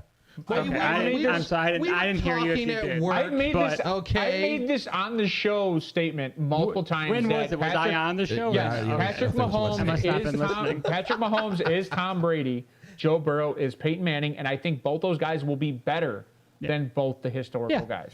But but it's just like you said. So obviously both these guys are going to take team-friendly deals. I agree. Which is the smartest thing. Which I think that's what's going to win you Super Bowls. Team-friendly deals. I mean, look at Tom Brady. I mean, I know Tom Brady's the GOAT. I don't know. So the problem is, what's a team-friendly deal anymore, right? Not when quarterbacks are making $45 million for Daniel Jones. $50 million is literally the going rate for a quarterback right now. So what's team friendly? Is 35 team friendly? If 35 team friendly, I would go sign Derek Carr right now. What's Deshaun Watson's contract? $54.5 million. Okay, a year. 54,993. Pretty much 55 a year. Oh, okay. But technically it was only 45 a year. I think because of his signing bonus, it added $10 million on every. I think Joe Burrow doesn't ask for more than 50. I'll be honest. I don't think so either. Well, that's what I'm saying. Is that a team-friendly deal, though? Yeah. That's literally a fifth of the freaking. Yeah, but it's like it's how they structure it. If they get a lot of money up front, or they backload it. Yeah, but the problem is you can backload it, but you screw the team in the future because the way you do that is by taking the bonus and structuring it over the Right. term of the deal. But so that's why Patrick Mahomes' $400 million deal was so good, because it was a 10-year deal. They took that $400 million, they took, I don't know, like It's so- 180 guaranteed or 160 guaranteed, and they split that up over 10 seasons. What were you saying, Johnny? I think that Derek Carr and Daniel Jones will ask for more money than Joe Burrow gets. Yeah. So this is what. So obviously, I don't know if you guys watch the MLB or see any of their contracts. Their contracts are ridiculous. 10, 15. MLB. MLB. Baseball. That's what I think football is going to turn into. You're going No. to get these long deals. No, quarterbacks might turn into that. So that. But remember, so a couple of years ago, there were some people talking about the quarterbacks need their own salary cap. Do you think that'll will No. ever be? I think ever if be you a thing? adjust, I think if you screw with the salary cap in the NFL, it ruins it. It doesn't you can't exist do, anyways. You 100% can do super teams in the NFL if you get rid of a salary cap. I don't think it. Yes. I don't think the salary cap Oh, yeah. matters. Oh, my God. anymore. No, I it mean, does. look at the It does Rams. matter, because you're not going to put a guy like Devontae Adams and Justin Jefferson on the same team. Yeah, but in the Rams, you had Matt Stafford, you had Bobby Wagner, you had Aaron Donald, you had Jalen But I Ramsey, win you the had Cooper Super Kupp. Bowl. I win the Super Bowl every year if I have Tom Brady throwing to Justin Jefferson, Devontae Adams, and I stuck a freaking Jonathan yeah. Taylor at running back, who's not even paid yet. Like, no, I'd rather have Nick I Chubb. appreciate the salary cap. Yes. I appreciate it. And technically, the MLB has a salary cap. They just pay a fee. It's It's an over the cap fee. Yeah. It's a luxury It's a tax. tax. Luxury Yeah. tax. Anyway, the let's rein NBA. this back in. Sorry. Yes. But Anton Harrison, you guys, I grade him starter. You grade him as a backup. He's a backup We for me. both. We all I think starter, that. yeah. We all think that this guy could come in the NFL and make an impact. But yeah, he is the best pass blocker in. They had him as the best pass blocker in the nation. Most people. There's like, one guy he was I have phenomenal. who's good at both. But let's move on. Let's go to DeJuan Jones out of Ohio State. This is my fifth guy. Steve liked him a lot. Big boy. 6'8", 375 pounds, 5'4" seconds. I mean, super athletic. Massive in size and power. That's what she said. Wide base, effective in space, devastating in the run game. This guy is like top 100 percentile of all of his measurements. Arm length 36 5/8. Arm span 89.5 inches. 375. Hands 11 3/8 inches. And he's a 5-star recruit coming out of 4-star recruit coming out of high school. So, Steve, you like him so much. Where do you have him on your rankings? I love this guy. Where does he play for you? And give me what you got. I love this guy. He is my favorite tackle. He's my number one. He is. Really? He is Over Paris? over. Yeah, he has him He over- is number one. I think. I mean, his intangibles are, I mean, the best. Literally. He's 21. He's effective with his arms, so he knows how to use and punch and attack at range. That in itself is big. That's really, really big. He keeps his guys in front of him. He picks up stunts well. And that's with a shitty guard next to him. So he's doing a whole bunch of this on his own, often. When he gets his hands inside, his defender's stuck. He doesn't quit. He's always looking for work. This dude's hungry. I mean, he checked off his defender, right? His defender broke out into coverage, and then he came back in and he helped his guards on the inside. To me, that says high football IQ. He's helping his guys. He's always hungry. He's aggressive. He's nasty in the run game. I mean, when he chips and he goes second level, he's a monster. So this dude, and he's got a good initial punch. I love this guy. He didn't get beat in the games I watched. He had some hand slips and lunges, but other than that, I mean, he's solid. I think he does rely too much on his length and strength at times. He doesn't let the technique come in. Those are my cons. Do you think that gets him into trouble early, or Like I said, he didn't get beat in the games I watched. Granted, it was Maryland and Michigan. I did Notre Dame and the Georgia game again, Okay. so I could watch Which both those guys. those probably would have been better games to watch. I wanted to make sure I watched the Michigan game. I wanted to see how these guys reacted to get. But yeah, like we said, we all like watching different film, but it brings better aspect to the show because we're all getting different views of how we like the guy or how we don't like the guy. I think that if need be, because he is still so raw too. I don't know if he's. What do you mean raw? Like he didn't have a whole bunch of starts at right tackle. No, This was his first season. but he's got great awareness. He's got no fantastic matter where awareness. he's This was at. his second season at right tackle. Yeah. Was it? Both our Yeah, tackles did not. He gave up 0 sacks this year. Last year he gave up, I think, 2 or 3 sacks. But that's this what is I'm his saying. second year. at So right for tackle. the offensive line for Ohio State, both our tackles did not play. They were not they were not scouted to be tackles. These guys were scouted to be guards. You can't have a 6'8" guard. But he was scouted to be a guard coming out. That's crazy. I didn't know that. They didn't have him at tackle, and this is only his second year. Or that might be Paris Johnson. I might be thinking of Paris Johnson. No, he played left tackle his sophomore year, and then he went to right tackle his Okay, senior so maybe year. it must be and then his second senior year. the he red played- shirt. Yeah, Who's second senior year? Jones. Oh no, he played. Yeah, Both these guys are juniors, I thought. no, he's a. So I might be thinking of Paris Johnson. He is a. I want he's a second year senior. He was they had the COVID year. Yeah, he Paris did Johnson's play during the 21. COVID year. There you go. Both Paris Johnson and Skoronski are the youngest coming out. I'm pretty sure. because I know both Jones and Johnson, right? DeJuan Jones and Paris Johnson are both 21. So DeJuan Jones is 21. Yeah. I have him. 2017. Okay, so 2019 was his first year. Okay. And he played 4 games. 2020 was Yeah. the COVID year. And I think that was the shortened season. He played 3 games. In 2021, he was a junior. 2022, he was a senior. So he was a first-year senior. But he started at left tackle in 2020 in those 3 games. Then he went over to right tackle in 2021, and then 2022. Okay. So I must be thinking think- of Paris. Yeah. I have him as he's a top 10 talent for me. I have him ranked as elite. He's my only elite tackle. Okay. I do think he is athletic enough and he can do it and he has the intangibles Paris Johnson's only played 3 years. and the skill set. And the skill set enough to be able to be a spot starter at left if needed. He can switch. He's already done it. He did it in college for a minute. I really, really like this kid. To me, nobody's got him going in the first. A lot, but And I think he's a top 10 talent. I really, really think. this would be your sleeper pick then. This is- If he yeah, you could call So I'm assuming you have him as a first-round draft grade. Oh, yeah. Because he's your best He's a overall. top 10 talent. He's your best overall. Yep.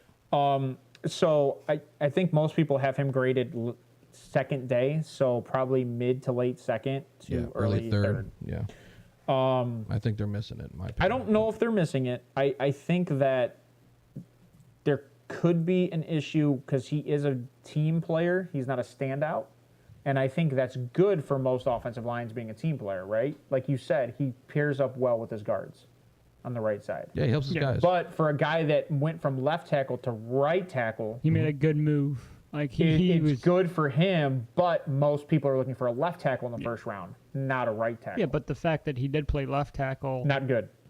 But anyway, it was 3 games, so I can't really say much. No, but like you said, you can always see how it throw it at the wall, see if it sticks. But there says a lot, right? When a guy like DeJuan goes to right tackle and then Paris Johnson's at left tackle, like how do you pick the right tackle over the left tackle Maybe when you you're draft drafting? both. But I don't see that I happening. don't know. I mean, I like his skill set better. But do you that's understand all. what I'm saying, though? Well, sure. Right tackle is an easier spot. Yeah, It's an easier because position it's not the to play. blind side. Right. So that's left It's not your tackle. best. right. You're not going against the best end. Right. At right tackle. That's not So, true. Sometimes depending- defenses flip that up. Like, well, I mean, Miles will depending. switch up too. Yeah. TJ Watt, That's TJ when they will want switch the up. sack. Well, that's when the defense calls for it, right? Because you switch up your guys and you go against what would presumably be the easier tackle. Yeah. But also, most of your rollouts are to the right side. So do you think that makes it? So with you just saying you go against the easier tackle, you think that hurts Jones? In the draft position, 100%. Yeah. Maybe in draft position, talent-wise, right? Because maybe he's coming talent-wise out it's as a different. right, but That's I what I'm think saying. he's So because you're going to scheme for that, is that a worry you guys have with him? I have a worry Or- with speed. Okay. I like. I think his footwork, it's not as quick as Johnson. I think that's the difference. I think that's why Johnson was a left tackle and DeJuan was a right tackle. So I think that's the difference there. Where do you have him ranked, Wheels? You had him at 5? I have him at 5. All right, so me and you are tit for tat at this point. Darnell Wright is my 6th guy. Well, let me do a recap really quick. Top 5 guys, we have Peter Skoronski, Paris Johnson Jr., Broderick Jones, Anton Harrison, DeJuan Jones. 2 of these guys, Steve has out of their top 5. Yep.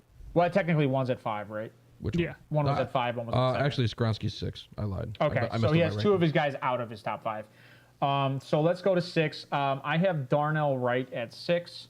Darnell Wright, 6'4", 342 pounds, 5.3 second 40. He's mid on the size scale, arm length 34 and an 1/8 inch. That's dead, like 50 percentile. Arm span 82 and 3/8. Hands 8.5. Small hands, but that doesn't matter when you're a left tackle if you can get under the pads. Yeah. Especially if you have grip strong strength. hands. You're right. Exceptional run blocker, aggressive at the second level, and he's got a solid foundation. So Wheels, give me your take on He, from the Darnell. games I watched against him with Alabama, he's really good against the bull rush.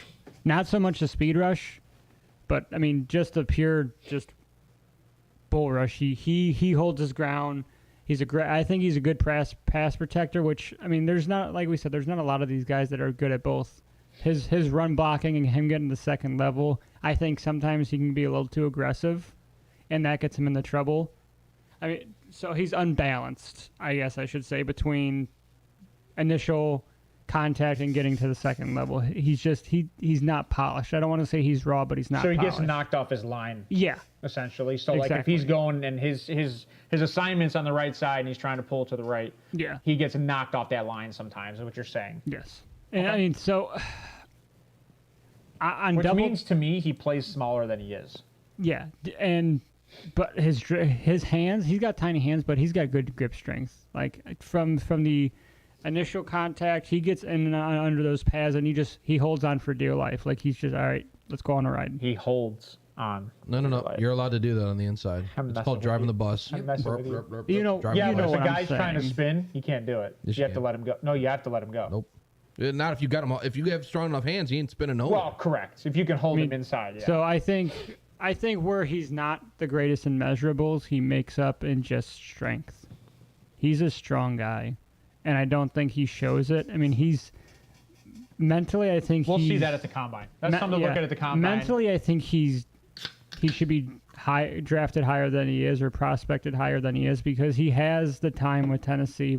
I think he was a 5-star coming out, played in the SEC against good defenses. Five-star coming up. Five-star coming out.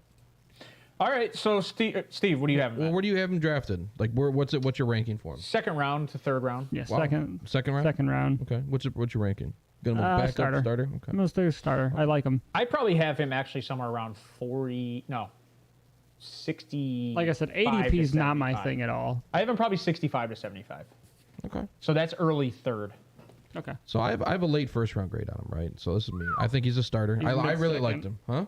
He's mid-second. I liked him. I liked him a lot. He's my number 3 tackle, actually. Late first. Where So- would you have him go then? Well, here's my issue with Where is he Steve's going? ranking is he has 3 guys late first.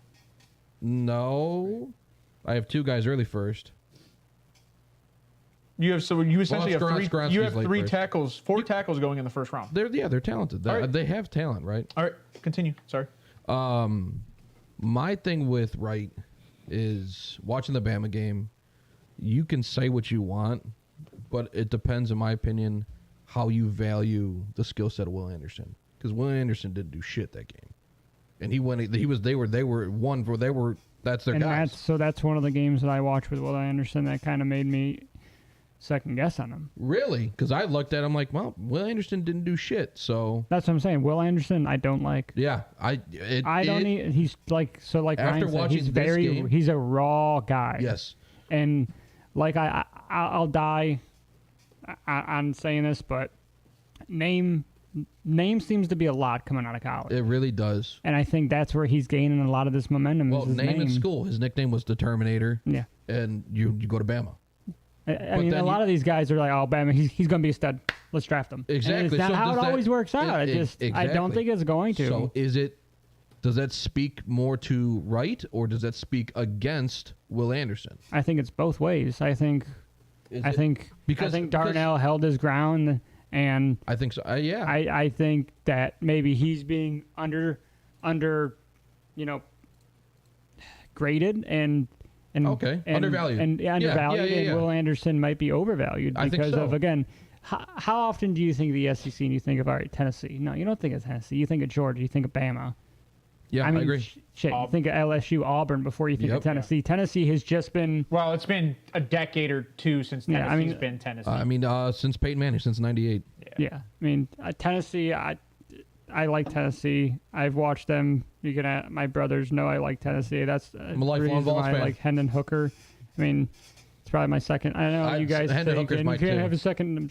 Tennessee's my second favorite college I like team. And I like a Tennessee, lot. too. I do. Alvin Kamara, I liked a lot coming out. I mean, Yep. Tennessee has produced some guys. It's not as much as these other SEC schools, but they hold their own. I agree. just think again, name helps you get drafted. Okay. All right. So a couple of my cons, right, which I don't really like, but I think you can coach this up.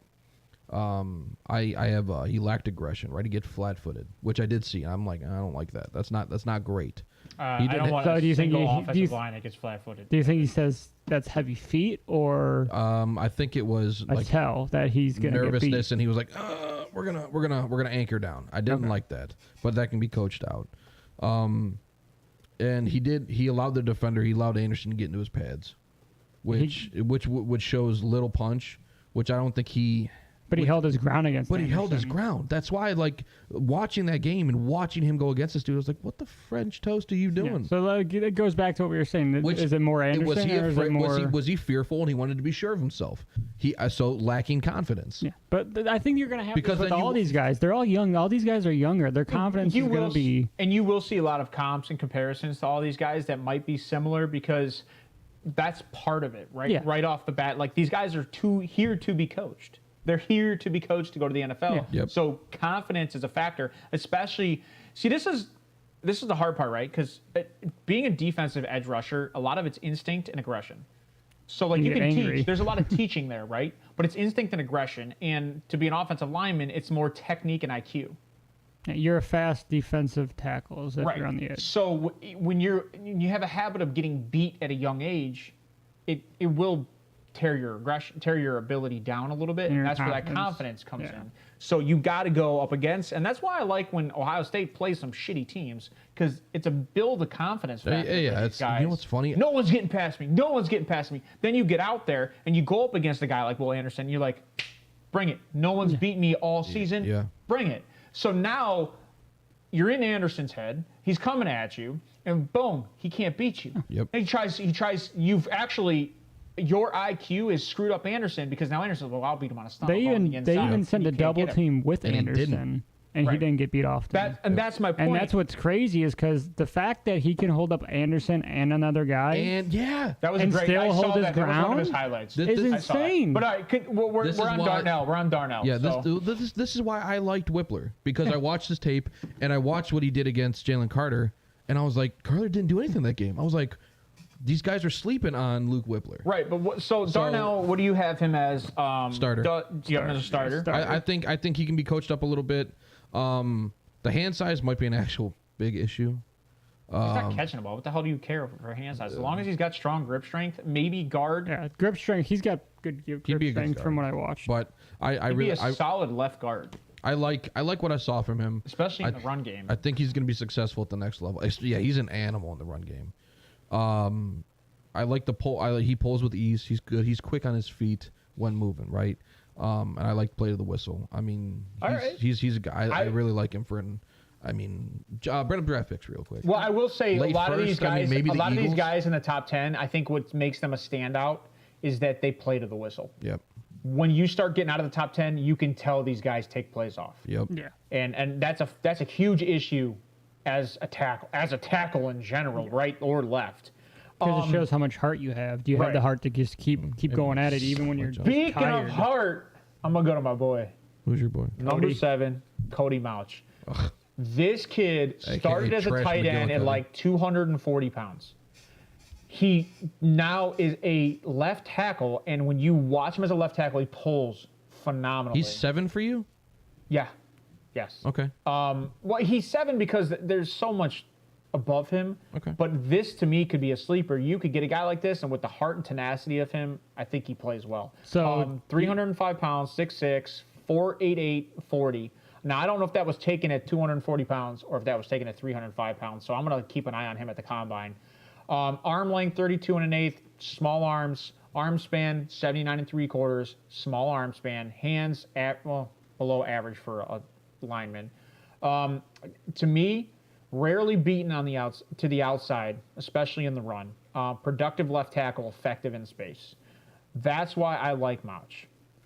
So, for me, the reason why I have Mauch where he is, I have him as a 3rd round guy, is because nobody else likes Mouch. But to me, I have him as a high second, and if I were to draft Mouch, I have him as a high second grade, and that's because the heart of this kid and the ability. Like, not many people will just go put on 70 pounds, 60 pounds to play football. No, to change positions, change everything you've known coming out of high school, Pee-wee. Well, I mean, a tight end and a left tackle can be similar. The only difference is that's size. a lot of asks. But if you're a phenomenal tight end and a good blocker, like, you're just a sixth lineman. Yeah, And guess where you're at? I mean, you're probably, on the outside of the line. He probably wasn't an offensive threat for tight end, so they moved him to be a blocking. I bet blocker. you the issue was his vert. Yeah. And so we're going to talk about tight ends. I mean, that's the issue with some of these tight ends is they're not a vertical threat. Correct. No, I meant his vert as in his high jump. Like, he probably just couldn't high point the ball. And because some people can only run, some people can jump, but some people can't run and jump. Yeah. All right, so you got him in the third. Well, now, what's your ranking? 7. I have him as my 7th. No, like in our rankings. Is he a starter? Is he a backup? Is he your? I think he's a starter, and the reason why, and I know you can kill me all day for this take. The reason why I think he's a starter is because I think he's going to go on a team. He's going to be drafted as a backup, and he's going to produce day one and beat a person out of a position. He looks like a Viking. He honestly does. He looks like a beast. Maybe that's part of the reason I love him, man. In the film I watched, Anybody that plays without front teeth, I'm honestly, for. there's not a lot of bad I saw on him. So I mean, obviously his arm span's bad. You want to know his bad? He drops his head just like a lot of these tackles we're talking about. His negative to me, he's too aggressive. Yeah. Would be my negative. I think he would fit by a better guard though, because of his arm span. Could be. He's very quick. Yeah, but again, it's here nor there. I love movability. If I can play you left tackle, or hey, our guard gets hurt. So Steve hates this guy. I didn't say that. Steve, Steve, give me your takes on him. I don't love him. I mean, he's coming from a small school, which is starting to produce more and more dudes, though. So that's something. North Dakota State. I have him as a late third pick. I think he's a project. Because of arm length, he's probably gonna be more suited at guard. And it does suck in the NFL, right? You're playing with monsters, and when you're a monster yourself, you look small. Yeah. So I mean, look at Jordan Davis. The dude's a Well, Jordan Davis looks like a mountain around a bunch of mountains. Yeah. So a couple cons, right? He stepped his feet at times when he was blocking, and it kills all the momentum he has. When he keeps his feet moving, he does very well. His hand placement overall needs worked on. If he keeps his hands inside, he'll typically, when we hear with these guys or we see with these guys, you keep your hands inside, you do well. That's a negative for him because he does struggle with the fighting. And I think if he pairs that with continuing plays and hand placement, he's going to do fine. I have him. He's good in space and screen plays. When he does use his hands, he's very effective. I said he uses his short arms the best he can. I mean, you can't just go like break your arms and extend. I mean, you can. No, but I mean, it'd be probably worthless. But he does what he can with what he has. He pulls decently. He's effective when he connects, when he pulls. I have an example here. Went second level on a run play, chip linebacker, and then turned and picked up a rushing safety. I remember that play. That was very impressive. He doesn't give up. And this is one of those guys well. Is so aggressive in the offensive line game. Like, he just doesn't give up. And that's what I love about this kid. Now, my ranking, he's 11 for me. Just out of your top 10. Just out of my top 10. Okay. And he's a late third pick. I have him as a backup. All right. And Wheels, what do you got him at? I'm as late second. So you and I are kind of in the same area. But again, ADP is not my... No, it's all right. I mean, at all. You'll learn that the more you do it because you'll see. To me, it's not... You got to keep in mind when you do ADP that who needs this position. Yeah, and that's the hardest thing. Right, so like you don't know where they're going to go because we still have yet to have any cuts. We still have yet for free agency. Well, you can have a guy like Steve's, like he's got 5 guys probably in the first round, but how many teams teams need a tackle in the first round? So like that's why people fall out when you go. So he's your dark horse. So yes, okay. I would say he's probably my dark horse in this pick. Okay. Do you have a dark horse, Steve? Well, he does. I don't think we're there yet. I mean, I guess my dark horse would have been Jones because I don't think he's in top 10 for any of you guys. He's top 5. So what are we at, 8 now? DeJuan Jones, top 5. DeJuan Jones is 5 or 5. He's top 5 for you. Yeah. Honestly, I think probably Blake Freeland's probably gonna be my dark That's horse. literally the next one for me. Oh, for real? At 8. Blake Freeland I have at 8. Can you show that up, Johnny, for me? I'm looking for it. Yeah, it's not alphabetical order. I'm sorry. Oh my god. Yeah. All right, Blake Freeland, another big guy, 6'8", small weight for his height, he's big. 312, 5.03 seconds, 34-inch arm length, arm span, 82 and 5/8, hands, 10 inches. To me, 3-star recruit coming out of high school, natural strength and leverage, fluid mover in the pass protection, and great quickness. Steve, give me your takes on him. This is your guy. I mean, he's a guy, right? I have him as a 2nd-round pick. I think people are sleeping on him. Now, I will say, I'm going to start with cons because I remember now. Now I see my notes. I'm like, oh, that was bad. He lost bad to a club and swim. I mean, it wasn't even close. Dude looked like he was on skates. His on the play action? It was Baylor. I watched Baylor and Notre Dame. I'm pretty sure this was Baylor game. Dude smoked him. It looked bad. Yeah, but people lose every now and then. It's about majority of the plays that you win. I agree, right? So, like, you're that's going my to win issue. most of the time. That's why you get a starting job. However, when you do lose and it looks that bad, that's not great. I will say, so I have specifically, stamina was clearly a factor in the Baylor game. In the early 4th, he was quitting on plays and giving up hurries on his quarterback. That's a problem. So he had a false start during the Baylor game at a crucial moment in the 4th when the game was tied. So missing like that, that's big. It hurts, right? Now, he's not the greatest pass blocker. See, I did like his pass pro. I mean, overall, I like this pass pro. Obviously, he can develop it more, is what I have. Sure. I mean, he's another guy that likes to lunge into a block. And I didn't necessarily see that. I like it. I have he attacked at range. I have his hand placement's good. He's inside as much as possible, which that's big. That's big, because if you can teach that, or if someone comes in already knowing that, and you got to teach other stuff, all right, that's fine. We can work on some sprints. Yeah, we can get that stam up. Yeah, we can get you. We I can mean, get you to have a little bit more. We can get more you, in baby. the tank. We can boost that. He's an animal in the run game. He had a reach right, and went 2nd level to take out 2 defenders against Notre Dame. That's impressive. Notre Dame's not slouches, and they got some edge guys coming out. And now I did have a note. Stamina was much better against Notre Dame. It was a month later into the season too. So You think he just had to build it up from the off season? I think so. Yeah, I think maybe he. Do you think that's something that's going to be telling coming in the NFL that hey, you might not have the stamina? Or I think coaches are going to see that and they're going to be like, listen, man. You got to build this up, get in the weight room. Yeah, go run some sprints. You can't be. Well, I mean, you can. That's one of the things a lot of guys do when they go to the NFL. They build mass. Yeah. I mean, they got the right drugs there. He'll be an early preseason player, I think, throughout whoever drafts him. He'll be playing every preseason game. I think he should. For sure.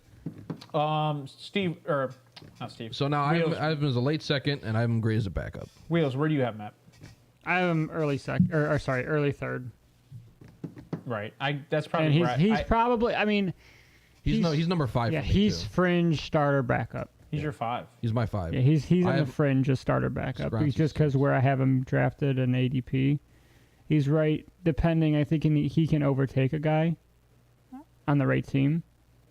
Okay. But I don't know if he has enough coming out of college to be like, all right, he's going to be our guy. Yeah, that's why I have him as backup. So I agree. It's hard. I think he's right there. I mean, I think it's a straw between the two. All right, so let's move on to the next one. I like Blake. I have him at 8. To me, backup.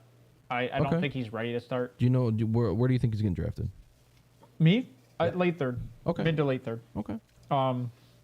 I don't think he's in a situation where he's ready to start yet. But he does have the athleticism for his size, which is great. But if you add weight, you're going to slow down, and his footwork's going to get a little worse. And he's not going to have as much stamina. So, that's true. Now let's move on to, I have at 9 Matthew Bergeron. Is it Bergeron or is it Bergeron? It's probably Bergeron. Bergeron. Oh, it is Bergeron. It is Bergeron. You're right. It is Bergeron. Kid out of Syracuse? You have him at 9? 6, yeah. Height Same. 6'5", weight 323, 40 yard 5.3, arm length 33 and 5/8, arm span 82 and 3/8, hands 9.5. Here's my player summary. This guy was a 3-star recruit coming out of high school, high IQ, adapted to stunts, powerful and stable base, can get to the 2nd level easy. All right, Steve. Well, I'll give you mine really quick. Yeah. Like I said, I have him at 9. This is a day 3 guy. He's probably going to be in the 4th or 5th round. And this is just because of team needs. I think he has the ability to be a 3rd round draft pick, but he's probably going to be in the 4th or 5th round. He has a habit of over pursuing. This is one of those guys that can over pursue, but he's also so good in the run game, and that's because of his pursuit. Yeah. So you got to keep that in mind. Steve, where do you have him? And I also have him as a project. Yeah, so that's where I would put him at. Yeah, as project. Yeah. Steve, what do you have him as? See, I like. He's my number 9, right? He's my number 9 tackle also. He's junior's 22. I liked him at points, right? So Peaks and valleys. So I watched Clemson and Notre Dame, which means I got to watch Myles Murphy work this dude, and he did. Yeah. Myles Murphy straight smoked this kid, often. So he lacks a lot of football IQ, right? So I got a note committing to helping tight end outside instead of his guard inside on a pass set, and it cost him a sack. So you missed a rush. That's bad. You can't do that. I mean, miss. That's going to lose you draft position. And there was another play. He left his tight end to take on Myles Murphy alone, and you can't do that. He was smoking you. He's gonna rock your tight end. He gave up a sack, but it was QB. QB held the ball too long. So he leaves his assignment a lot, or he gives up. He makes the poor choice, and he did that in one game. Yeah. Do you think you can coach that out of him, or do you think that's if you're like, hardwired hey, in? asshole, if this is the set, you have to take that split second. That's see who who's you're coming, taking. and you have to go. You can't just say, all right. Did you see? So in that Clemson game, he sets really high, from what I saw. Yeah, he was high. He was high in his movements. He didn't stay low. He didn't keep a solid base. No. Now I will say he does engage early though, and he does attack at range. That's big. If you can, and he can get to that second level. But that can also be a quick. negative at the same time. Well, Do you think that it is more he's too aggressive? It's a negative at the pass. Okay. when you attack early, Yes. you don't want him to come into you. I don't care what anybody says. You do not want to let some dude come into your You want to body. reach, but you don't want to lunge. I agree. So it's negative in the pass because he does both. I mean, That's why I'm saying. I think Myles Murphy is that dude. Personally, I think Myles Murphy is actually that guy. I think he's the Will Anderson everybody wants him to be. He's my number 2, bud. Will Anderson? Like defensively. Hey. Oh, Hey. Offensive tackles. I'm just saying. Going back to the D tackle. I know you love the D tackle. No, that's not it. This is the game. This was the guy I was watching. Yeah. We both had the Syracuse Clemson Now, game. I will say though, when he got his hands inside of Myles Murphy, he stopped his rush cold. He stopped him. If he can work on consistent hand placement, he's got a good future. All right. Which you can coach. So a lot of these guys that's are a positive coachable, for you yeah. as hand placement. That's big. So- That's huge. Now I will say, so like chipping and going second level, it looked natural for him.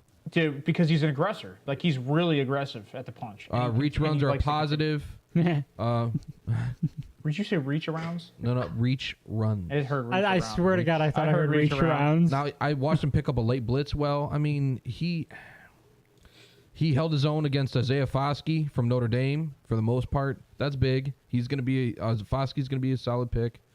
When he got his hands inside of Foskey, he owned him. So I think that's going to be a big sticking point coaching wise moving forward. All right. I have him as a late third. He's a backup for me because I think he still has. There's still things he needs to work on. That's but funny. But if he does, he can be. I think he's going to be very well. It's funny both of you and I have him as a back. He's a mid to late third for but me you as have well. You have so many more positives. He's got good awareness against the blitz, though. He can It's read the- that blitz. Yeah, It's the I IQ. picked up It's the blitz. IQ. late. Yeah. That's the IQ, and he's really good against stunts too. So like that's why. That's why it drove me crazy seeing that he missed a couple of easy assignments. You know That's- what? that's hand placement it's and also- just knowledgeability. It's also the NCAA. Yeah. Like I mean, again, Syracuse they're ain't still gonna have the learning. greatest head coaches When you there. I mean, when you I come agree. off the field, the coach goes, "Did you see what you did wrong? Did he do it again?" That's the question. Does he get beat by the same thing again? is he vulnerable to it? Does it Right. happen day in and day Right. out, game so like in when game, you week like in we week? like we said, I think earlier we were talking about Broderick. He got beat on the inside. Is that because of the double stunt every single time? I no, it's because I think he gets too aggressive. Right. And he fixes it later on. He built off that. Well, if he fixes pulls it, then back. it's not an issue as much as No, it is an but issue. that's just one of. So with cons, I don't like to harp on cons. I'm not one of those guys. But if there's some telling things that you're like, hey, this may not work out, at certain where I can see, hey, he gets beat here, but it's not happened consistently. If it happens consistently, I put in happens too much, I don't like it, or it's too often he does this, or too often this happens. All right, I've got 3 guys here. I'm gonna try to wrap. You got these, 3 guys at 10? I'm gonna use these 3 guys. Yeah, these 3 guys are probably right around the bottom 10, like my fringe players. Like I always like to call them. So I got Zion Nelson, Jalen Duncan, and Ryan Hayes. If I had to rank these 3 personally, I think Jalen Duncan is my top of these 3. Jalen Duncan is 6'6", 298. He's kind of small for his size. 5.25 40, 33.5 arm length, arm span 80 and 5/8, and then hands 9 and 3/8. 4-star recruit coming out of high school. He stays very balanced. Knows how to push attackers back, great in the pass protection, and can also push to the second level. This guy has a little bit of growth that he needs to do, I think, going to the NFL, and he also can be a backup. And this is a guy that's 4th, 5th round kind of guy, so day 3. Can you do me another favor, Johnny? I'm gonna swing this to them in a second. Zion Nelson was another one of these guys, 6'5", 315 pounds, 5'2", 40. 35-inch arm length, arm span 84 inches, hands 10 and 7/8. It's another big freak prospect. He's a project. I mean, he can definitely build up to something. Right. 3-star coming out of high school. Strong against speed rush, long arms, agile, better football IQ than most. So this guy is one of those guys that I think is coachable. He could go above Jalen Duncan. I just like Jalen Duncan's pursuit a little bit better. And then the 3rd guy I have is Ryan Hayes. Ryan Hayes is... Kid out of Michigan? Yes. Got 6'7", 305. 6'7", 305. He runs under a 5-second 40. Arm length 32 and 3/4. Arm span 79.5. Hands 10 inches. 4-star recruit, went to Michigan. Strong base, long reach, athletic pass protector. Plays to the whistle most of the time. He does have times where he doesn't continue the game. Great football instinct and capable of sealing the edge. All 3 of these guys are very similar in ability. Some are faster than others. So every single one of these guys to me are a day 3 guy. You're looking at 4th, 5th round. And I think 4th, 5th? Yeah. I think they are projects. So I have all these guys kind of at my 10 spot. Steve, what do you have them at? And you can go ahead and break them apart. I have Hayes at 12. I got Duncan at 16, and I got Nelson at 14. These guys, I did not like any Nelson's of them. at 13. I didn't like Duncan at all. I thought he was dog shit. I watched him against Northwestern. So I gave you positives on all these guys. Why don't you give me your negatives, Steve? On Zion Nelson, give me your negatives. All right, let me go to Nelson. And I'm a big Miami fan. All right, huge Kings fan. Love them. I watched UNC and Pittsburgh 2021 because 2022 tape was minimal. He hopped inside instead during the pass pro set. It didn't seem natural for him, right? His hand placement is awful. He was going second level and he was outside on a linebacker. That just tells me either you're unconfident, you're not confident. You have the size, he has the intangibles, but it's either you're not confident or you thought you were going to lose and you just immediately went for the hold, right? I have a note. His left leg kick turns out into more of a crippled, stanky leg, which That's funny. he gives up a lot of ground in pass pro. If he kept his hands inside and kept his base low, he would win his one-on-ones. He leaves something to be desired in the run game. I have a note during the North Carolina game. He didn't look comfortable in the run game. He gets nervous and holds. His footwork needs improvement. Bad habit of not moving his feet. Again, from North Carolina. He had a bad beat. He lost a hand fight and was thrown down by a defender, North Carolina. He doesn't maintain his block ever in pass pro. So he gets too aggressive and lets off, or he just doesn't have good No, placement. he never actually gains. He's just punching. He's trying to punch. He's small. He never actually. Yeah. He's small for his size. You mean he plays small to his size? Okay. He plays small for his size. So that is a big con in my eyes. But that's why he's good against the speed rush. He lacks aggression, not that he's too aggressive. I have overall his hand fighting is above average. But he needs Jimmy. What's that? Does he have fun? He does not because he gets his ass stomped. He does pull well, but I mean, as a left tackle, that's not what you want. All right, so what do you have on Jalen? Because you said that was Jalen. No, that was Zion. Oh yeah, what do you have on Jalen? So for Jalen, he's got short arms, poor overall hand placement. Coaching can change that. I do think coaching can change that because once you realize that if you get your hands inside, if you're able to do it, you're gonna be successful.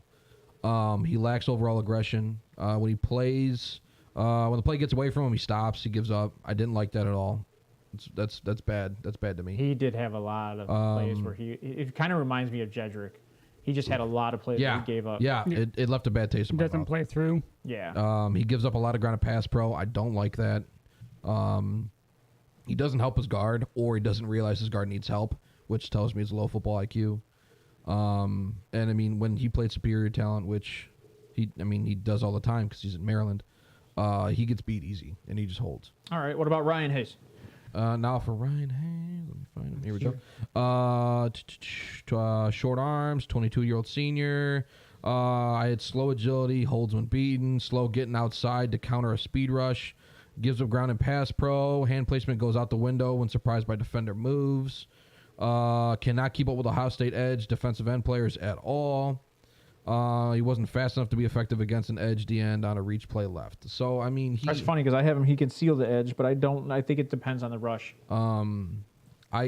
Because he struggled on the rusher outside and he's got short arms. He might have a future at guard. I have all of these guys 6th, 7th rounds if drafted at all. But I did that's not- day 3 still. Yeah, I just have him. didn't care Fifth, for their sixth. talent. So Wheels, give me a quick breakdown of what you got for these 3 guys. Zion Nelson first. So Zion Nelson, let me go up to him. Zion Nelson, obviously he's fast, long, not beaten off the edge too often. He has played both left and right tackle at times for Miami. Another bends at the waist. He gets high on the blocks on initial contact, and he seems to let off, and that's where he gets in trouble. Oh, okay. Because, like you said, he's not aggressive enough. Yeah. I think that's what gets him, the where he's not super aggressive. Yeah. And then he gets beat on the corner blocks, or the corner rush. Oh, yeah. It's another Okay. speed rush. And then honestly, I didn't. So Jalen and the kid from Michigan, they're not even in my top 15. That's Jalen and Ryan Hayes. I love that. I like Connor Galvin, I don't like Connor That's fine. Galvin. That's fine. Wanya Morris, So and here, then we'll I do. I like Wanya so too. I'm gonna throw some notable mentions out there. We're gonna try to get through this as fast as we can because we got to move on to tight ends. Yep. I'm gonna throw some notable mentions out there. There's about 10 guys here. If there's a stick out for you guys, bring it up when I'm done. Okay. One that stands out for you. So I've got 13 Wanya Morris, 14 Connor Galvin, 15 Tyler Steen, 16 Warren McClendon, I like Warren McClendon. 17 Carter Warren, 18 Luke Haggard, 19 John Ojukwu, 20 Trevor Reed, 21 Earl Bostic Jr., 22 Mark Evans II, 23 Donovan Jennings, 24 Dalton Wagner, and 25 Jordan McFadden. Wheels, do you have anybody here that's a standout for you that you think is going to be drafted? And then for anybody that you think's undrafted, that's a sleeper. Mark Evans is. They have him being undrafted. I have him 4th round. He is just, the dude's nasty. I don't know if you guys watched some film on him. There's not much game film, but I watched a lot of highlights. Okay. And the dude's a beast. I mean, he just gets off the line and just 6'4", straight 293. grabs. That's small. And he's aggressive. Well, I think his. But he does not play small. he plays For way the bigger than size, he plays like a 6'6", 6'7" guy Oh, with a shit. lot more weight. All right. And again, you're in, what is it, the HB, whatever, that's the SWAC. He's an HBCU. Yeah, HBCU. I mean, he was a walk-on. And he won I think he won He's got like a player of the year for his Yeah. conference. Oh shit! All right. As an offensive tackle. Yeah. And he plays for the whistle I constantly. like how I didn't put his name in there. Yeah. Good footwork always. He's a great pass blocker. Are you doing it? The only thing, can't. the issues I have with him is he has some issues against the straight rush. Oh, okay. Like he's good against a power rush. yeah, power rush, but Ooh. speed rush. That's weird though. But speed rush, he can hold his own. That's goofy. That's what I'm saying. It's weird. So So, I maybe don't know that's if a it's lack of size at that's- 293. But you can build that up in NFL. Like Yeah, they can. like KJ You got can't said. grow. They got You can't grow taller though. they got drugs. No, they do in the get drugs NFL. and they eat heavy. a lot of okay. protein and carbs, my friend. All right, so that's your So, guy. I mean, he's a project. I don't want to Oh, say he's sure. a backup, but he's a fourth round project. Obviously, a team that they fourth round. You're kind of getting all right later. I have him later to mid fourth. I mean, I think He's a 6th, 7th round guy. He's not going to get drafted in the 4th. I like him a lot. And it's All mainly because watch he's him got- film on him. but I'm here's the telling issue. you, watch Have him your film on the guys. guy. But the main issue here is he's coming out of an HBCU, and they don't play a lot of good competition. Which I understand. I mean, but I So- watched him against Oklahoma State, Oh, love that. Love that. I was- and he played really well Okay, good. Against in who? my Oklahoma State. Right, against who? I honestly don't know on their defense. And But they're gonna have better talent than yeah, where he's. it's like I said, it's hard to find game film on the guy. And That's all I'm saying. Is But from the who's- game film I watched, he looks comfortable, but the size is somewhat of an issue. But he doesn't play super small. Yeah. No, he plays way bigger. But than his he actually is, offensive but he's line, not big at all. but his guards are So- terrible. His guards are terrible. He has no reliability on his inside. That's because he plays in an HBCU. Yeah, but I want to see how he does on a solid I line. told you this before the show. I know, but Why did he go to an HBCU? because he didn't get a contract, he didn't get offered. He didn't get offered anywhere No, else. and he walked why on. is that? But yeah, he's gonna walk on because he's. I don't know.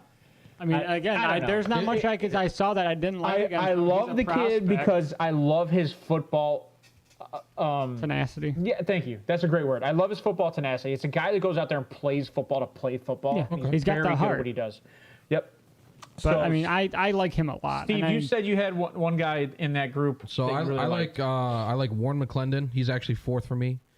And You I have Warren McClendon 4th? Yep, and I have Wanya Wow. Morris.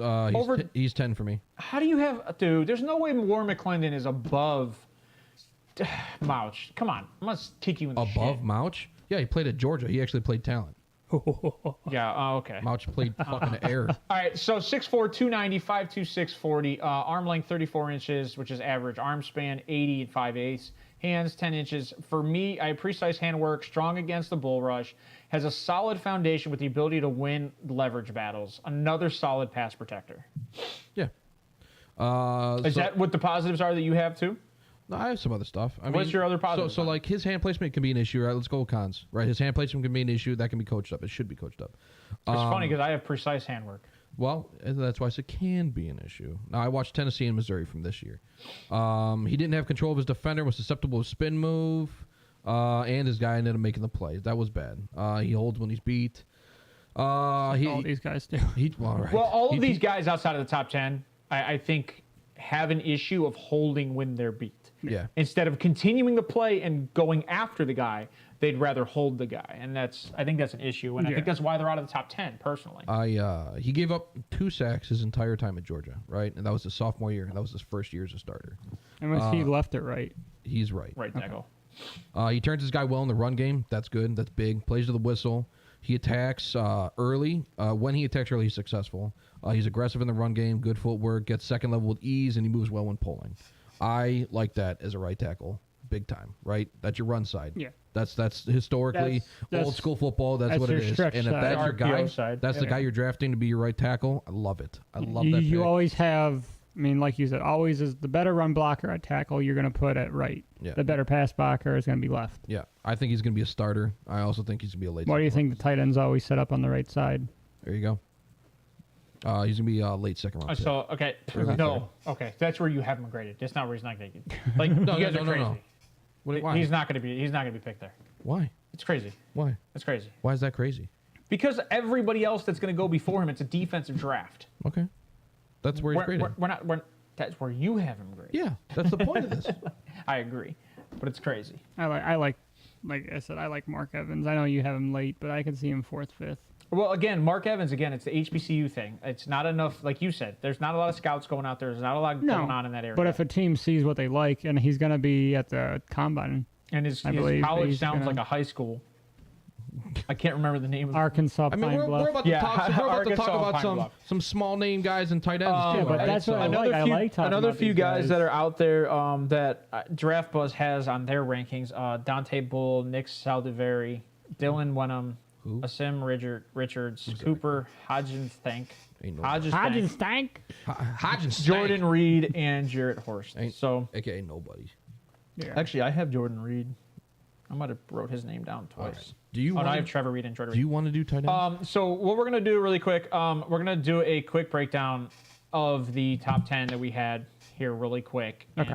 And, but before we do that, we're gonna go to our sponsor, Steve. You right there. Oh no, John, get out. Yeah, it's great.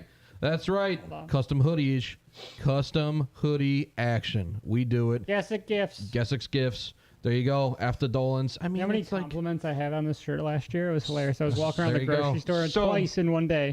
Guessix Gifts. What we're gonna do is essentially the show essentially is sponsored by Guessix Gifts because he is the one that's been producing all of the paraphernalia. yeah, I mean, yeah. It's, behind his stuff. So he just does a lot of NFL stuff, and he'll essentially do whatever you want.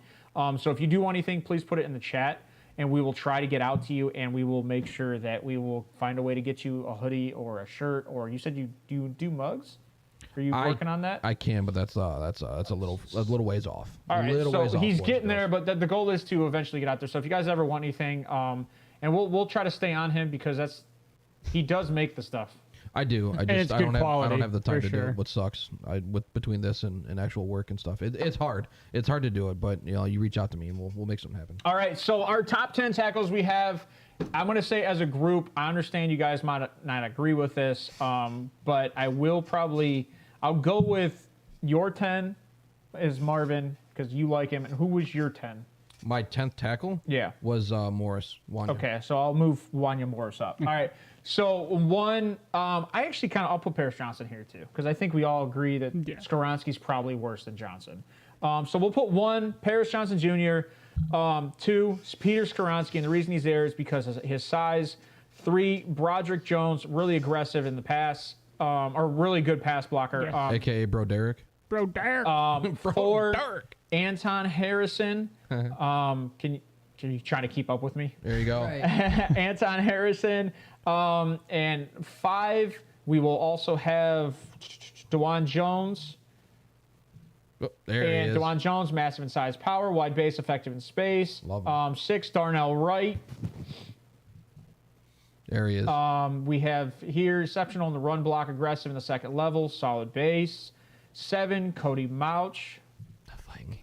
That one I The disagree with. Viking King. That one I disagree with. Converted tight end, a tackle rarely beaten on the outside. Productive left tackle, effective in space. Number 8, Blake Freeland. Natural strength, leverage, fluid in the pass protection, great quickness. And number 9 was your boy. Which one? You said Wanya Wanya Morris. Morris. I like Wanya Wanya. Morris. I like Wanya. And Wanya Morris himself was He was. John, do you not have him? There he is. works in I have him as a work in progress, exceptional traits. He has strong hands, wins at the point of attack. He likes playing with a bit of nastiness to his game. All right. Wheels, number 10 was Mark Evans. Mark Evans the second. Yes, sir. And he shows aggressive as a blocker, great in the run game, solid technique and footwork, gets off the snap quick. All right, so that's our top 10 for tackles. And we probably have like a ridiculous amount of research into this, which we'll probably go over more of this research will come draft day. Yeah, like I had just because 7 when these other guys get tackles. drafted, we know what's going on Yeah. with these players. So what we're gonna do is we're gonna jump right into the tight ends, and we're gonna go into the five. top. We'll do top 5 tight ends, and then we'll do some notables after that because I think there's gonna be about 14 guys drafted. I think a lot of our guys are going to be the same for this top five. There's gonna be. Well, right off the bat, we'll just go with the number 1 overall. Everybody's essentially consensus. Me and Steve might have a little bit of disagreement, but when you have to grade a tight end, you also going to include the blocking skills. Michael Mayer is the number 1 overall tight end, probably coming out of this draft. He is a 4-star recruit coming out of high school, and I'm just going to straight up say this is all I need to say. He's a mini Gronk. There's not much more. If you've ever watched Gronkowski play, solid pass catcher at the peak of the ball or at the peak of his route running. Really good underneath. very good blocker. This guy is huge. He plays way bigger than he actually is. 6'4", 265 pounds. Runs a 4.65 40. Arm length 32 and 5/8. Arm span 76 inches. Hands 10 inches. And he also has very soft hands for being a tight end.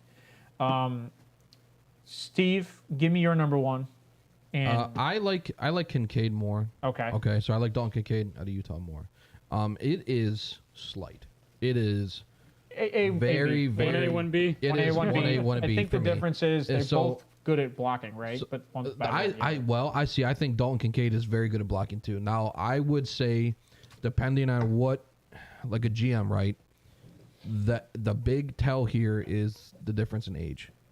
So Mayer's 21, Kincaid's 23. That's a huge difference. I think when that's it big. comes Their to their drafting. 40s are pretty similar. Kincaid ran a 4.71. Mayer ran a 4.65. Now, I don't know if they're going to run at the combine, but we'll see them I'm too. sure they will. I mean, clear. Mayer's 25 pounds heavier. Both these guys are day one starters. In my opinion, they're day one starters. Now, that's hard to determine in the NFL because typically it takes guys a long time. By a long time, I mean 2-3 years before they actually start producing from college to the NFL. But if we had to tier these guys, If I had to tier these guys are these are tier one. These are they're, one for they're me. tier one. I have them both. They're both super talented. I have them both as top 10 talents. He was a walk-on too, Who? Kincaid. Yep. Yeah. Because he played. So he wasn't. He played basketball more. Yep. Yeah, he went to Utah That's for actually basketball. one of his. Yeah.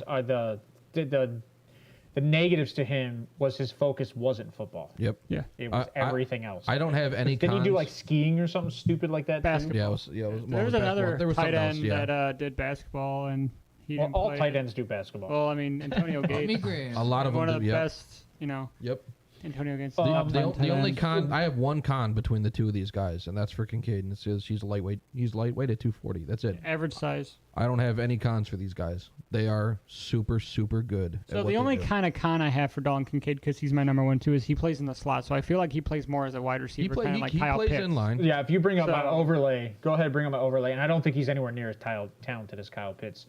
He looks and Ooh, plays like a wide I don't know receiver, about great that ball one. tracking skills, good in the run blocking, small for pass blocking. Yeah, I mean, maybe you draft him, you can put him at. I mean, you can put him at wide receiver. Yeah. he played in the slot. I think A lot. over 80% of his snaps are in the slot for Coming out of the Utah. slot. He's a wide from what I receiver. He's saw. a wide receiver 4, Yeah, 100%. Yeah. but he's a reliable guy that can go over the middle, so that's why they have him in the tight end. And if you have him in the slot, he can crack down on a DN. Yeah. He'll smoke that dude. So that's our 1 and 2. We got Michael Mayer and Dalton Kincaid. Number 3, I have as Darnell Washington. Oh yeah. Darnell Washington, 6'7", 270. This guy is a beast, and he runs a 4.6 40. He's the size of a guard with the athleticism of a wide receiver. Fantastic pass blocker, strong and soft hands.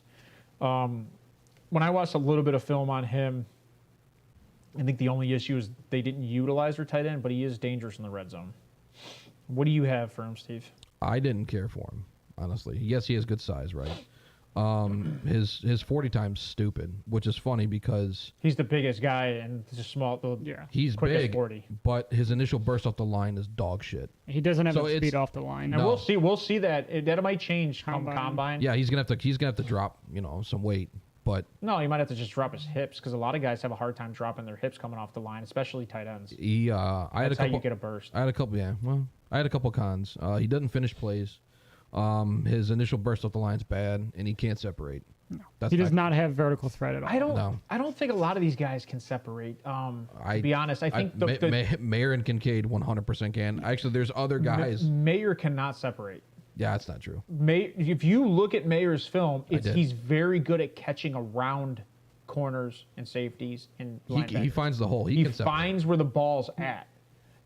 I disagree. When you're playing in a zone defense, that's not separating. That's finding the hole. That's good offensive intellect. Football IQ. Yeah, I agree. And Michael Mayer's up there because he has a habit of finding the hole. Yeah. That's So- why Gronk was so good. That's why a lot of tight ends are Kelsey. good because they find the hole. Yeah. You gotta All right. find the hole. I guess I didn't see that with Washington, right? His blocking's good. It's not great. He uses size to overpower. I guess I have those as a pro, but I mean, it is what it is. Good, not great hands. He has ability for big play catches, but his routes take time. So That's my negative. I didn't have him up there, but Wheels? On him or somebody else? Washington I at mean, 3. He's got a huge frame. Yeah, it's I mean, big. he's big, but I think he's got to drop some weight because he does not have a vertical threat. So you think he's got to drop weight, but Michael Mayer doesn't. They're Yep. only 5 pounds different. I was Yep. just Yeah. gonna say, and it's a 0.05. Yeah, but 40 Mike second Mayer difference. plays well to his size. size. Yep. Whereas They're both the same. Darnell Washington doesn't, He's 6'4", Washington, and he's not a 6'7". reliable. I mean, I don't. He's a good blocker, but my biggest gripe with him is he didn't play a lot at Georgia. He did not didn't. play a lot, And that's what I said. And they didn't use him a lot. Yeah, which is his also utilization wasn't there. telling. Yeah, I mean, he's not even. My So. number 3 is Luke Musgrave from Oregon State. I have Musgrave as 4. I have yes. Sam Laporta as my 3. Musgrave's my 4. I like Laporta, Sam Laporta. I like see, Sam Laporta a lot. Laporta's gonna be. It's funny. I have Laporta 5. I love who's Laporta. my 5 is I love Laporta. Laporta. But so the reason why Darnell Washington, I guess, is where he is because I would say size. Just because he's better in the block than he is in the pass game. Luke Musgrave. He's my number 4. 6'6", 255, 4.51. That's Laporta, isn't that? Oh no, No, that's that's Musgrave. Musgrave. Luke Musgrave. I'm sorry. Look at the beaver. How fast that I 40? know. Look at that 40 time. 4.5. You know what tier that is? 4.51. 96 percentile Percentile, yeah. for 40s for tight ends. Yeah, That's it's He is not a disgusting. blocking tight end. That dude is a straight offensive prototypical beast. tight end. Blocking Yeah. is not a strength. No, that's what I said. He excels. Not a great he blocker, excels in the, inexperienced. well, he excels in the run block. He's really good in run So block. my biggest gripe on him is he has trouble tracking the ball. It's funny because I put excels in the block. I meant to put excels in the run block. There you go. Very crisp route runner with soft hands. He's a wide receiver 4. Yeah. It's another guy that's to me is just a guy that couldn't make it as a wide receiver and became a But tight because end. of his size, yeah. Yeah. So I mean, I'm assuming. 6'6", 255, 3-star. He's a big boy. Yep. Yeah, but he's also super quick. Yeah, he's fast. I think he's the one guy in the top 5 or below Michael Mayer and Dalton Kincaid, which is a vert threat. This will be funny. So we'll come back to this. But number 5, Sam Laporta. I think it's funny how all of us are high on this guy. I like him. None of us talk about this prior to Nope. the show. So Sam Laporta, 6'4", 249, small for a tight end. 4'6", 640, 32 3/8, arm length, arm span 77 inches, hands 10 inches. Player summary: 3-star recruit coming out of high school. High football IQ, reliable hands, good route runner, great after the catch, and a strong frame. He's got locker room leader. he's got a huge catch radius. Yeah, He it's- does. I mean, he does not miss a lot, Right, and it's- he's got glue. Like he's got stucco on his give me a hands. comparison for him. Same school, George Kittle. I mean, Oh, Kittle shit. Kittle catches a lot. This is considered tight end U, right? I mean, And I'm not Considered saying tight that end just U. because it was the same school, but he reminds me of it. I mean, George Kittle, when healthy, his catch radius is huge. He doesn't miss a lot.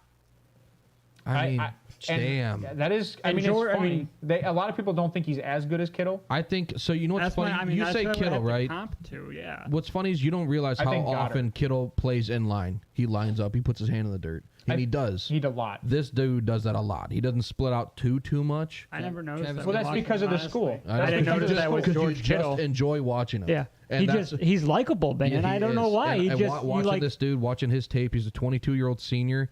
That's good. he's young still. He is. His 40's good. He's got good separation. He's got good hands. To me, His Dallas route Goddard. Ooh. That's a good comp too. Yes. Like I think he's a Dallas guy. I don't think he's as Zach aggressive as Ertz Kittle. maybe. Travis Kelce. I hate Zach Ertz is a little more of a block Okay. guy. And a guy. I That's think that's he's bigger that's a than the good block. point. Yeah, he's not the best blocker, but again, you can coach that up. I like him. I like can. Laporta moving forward. So Michael Mayer, Dalton Kincaid. I think all three of us might have these guys as first round guys, Yes. depending on what tight end needs are out there. But we would say these are first round Yeah. guys. You have them as top 10, both of them. I think they're talent-wise, they're top 10. Darnell Washington, I have early second. What do you guys have him at? I think Mid second. he is a. No, you don't want to know mine. I didn't like him. What do you have him at? 5th round pick. He might drop. I mean, but there's a lot of tight ends. Laporta's another guy who's going to be mid second. Laporta's a second. Laporta's a second in my mind. Luke Musgrave, late second, early third. I have Luke Musgrave at. Hold on. I'm just finding my guys. I'm sorry. I I have a second round. Mayer and Kincaid are the only first-round picks. Yes. Yeah, and I would agree. Let me give a couple other mentions, see if any of these guys stand out for you. One of them does, but he's out of my top 10. Number 6, and Brenton Strange. Nope. Never heard of her. Never heard of him. I don't have him on there. I was gonna say. Number 7, Jaleel Billingsley. Nope. No, I looked for tape on him, and there really isn't any. I don't need. He's another wide receiver. 217 pounds as a tight end is freaking light. That's actually, that might be too. He's Oh, yeah, I do have him. He's my number 9. Sorry. He's a wide receiver. A Payne Durham. I don't know why I emphasized it that way. Durham. Out of Purdue, 258 pounds, 6'5", 4'7", 840. Large target, plays bigger than he is. Also shows in the blocking game, taking on a large athletes in the block. Yeah, I didn't watch anything on him. Did you like him? Like, talk about him a little bit. What is? Well, so Is he similar to anybody else we've talked about? No, but I think this is one of those guys that this is a project in my mind. Like he Okay. goes to a team, can go behind like a Kelsey or goes behind even like a Zach Ertz. Like Okay. He's they got got that him for veteran another to year. coach him. He can turn into something he can special. turn into a good player. Yeah. That's where I think he kind of is. Josh Weil is another one that I like him out everybody of is safety. hyped on. I like him a lot Josh out of Weil. He's safety. my 8. Yeah, everybody's too. hyped on. I have him at 9. Everybody's hyped on this guy. Did you see him? Jo- He's definitely there. He's goofy 6'6", looking. That's a weird 260 last pounds, 4'6", He doesn't He's look quick. like he's 260. Yeah, I mean, he's an average size. He literally probably prototypical size for a tight end. Exceptional in the seam as a runner. Strong hands, frame, great ball skills, and contested catch monster. He is very good at the, You know the who high else point of attack. went to Cincinnati? And is one of the greatest tight ends ever. I'm not comparing. It's Travis Kelce. I was gonna say, yeah, I know it was No, Kelsey, but I'm yeah. like, oh god, don't do it. Would you guys have Tucker Kraft? I do. Out of South Dakota State. I do anyway? have I have Tucker Kraft, and I have Kraft. He's Zach my Kuntz. number I have 7. Zach Kuntz too. You got Zach? I got I Zach Kuntz, have too. I have- Tucker Kraft, large catch radius, strong. Kraft's my 5. Strong for his size, soft hands, yet uncomfortable at times with the ball control because he does have a habit of transitioning and it's very Yeah. sketchy. He's got a small sample size. Average size for position. So that's another guy that's What about average. the kid out of Michigan, Luke Schoonmaker? Schoonmaker? Luke I didn't Schoonmaker? like him much. He's my 10. 6'6", And that's only 'cause I only 249, watched but he 11. 4'8 second, 4'8 40. Great catching the ball in traffic, shows toughness after the hit, soft, reliable hands, excellent route runner. So another guy. Most of these guys that are out of my top 5 just can't block. So, do you have any dark horse that a lot of people aren't talking about? Because I have Thomas Greeny out of Albany. I don't have a graphic for Greeny. Zach Kuntz out of Old Dominion. Raccoons out of Dominion. To be I saw some tape on him. I Pull up watched. Zach Kuntz. Zach Kuntz, My 6'8", 251 pounds, 4'5", 40. He's huge. This guy's huge for a tight end. Phenom in the pass game. Looked at as a third. 42. Yeah, well, he's looked at as a third wide receiver, not a fourth. He's looked at as a third wide receiver. Needs improvement in the block. Great route running abilities. The problem is the corners he played against and the linebackers he played against. I don't know how The good small he is. school, I don't know how good he is at the line. You watch some film on him. How good is he off the line? So I picked games that were against teams that would be considered anything, because this is all I could find was Virginia and Virginia Tech, both from this last year. I have him as a second round talent. I really liked him. I think he's going to go in the 5th round, though. I think he's going to go later. Oh shit, what happened? Well, it's a sleeper pick then. If he's going to go later if he's going to go in the 5th and you have him as a second round talent, that's a huge sleeper pick. Yeah, he's going to be a sleeper guy.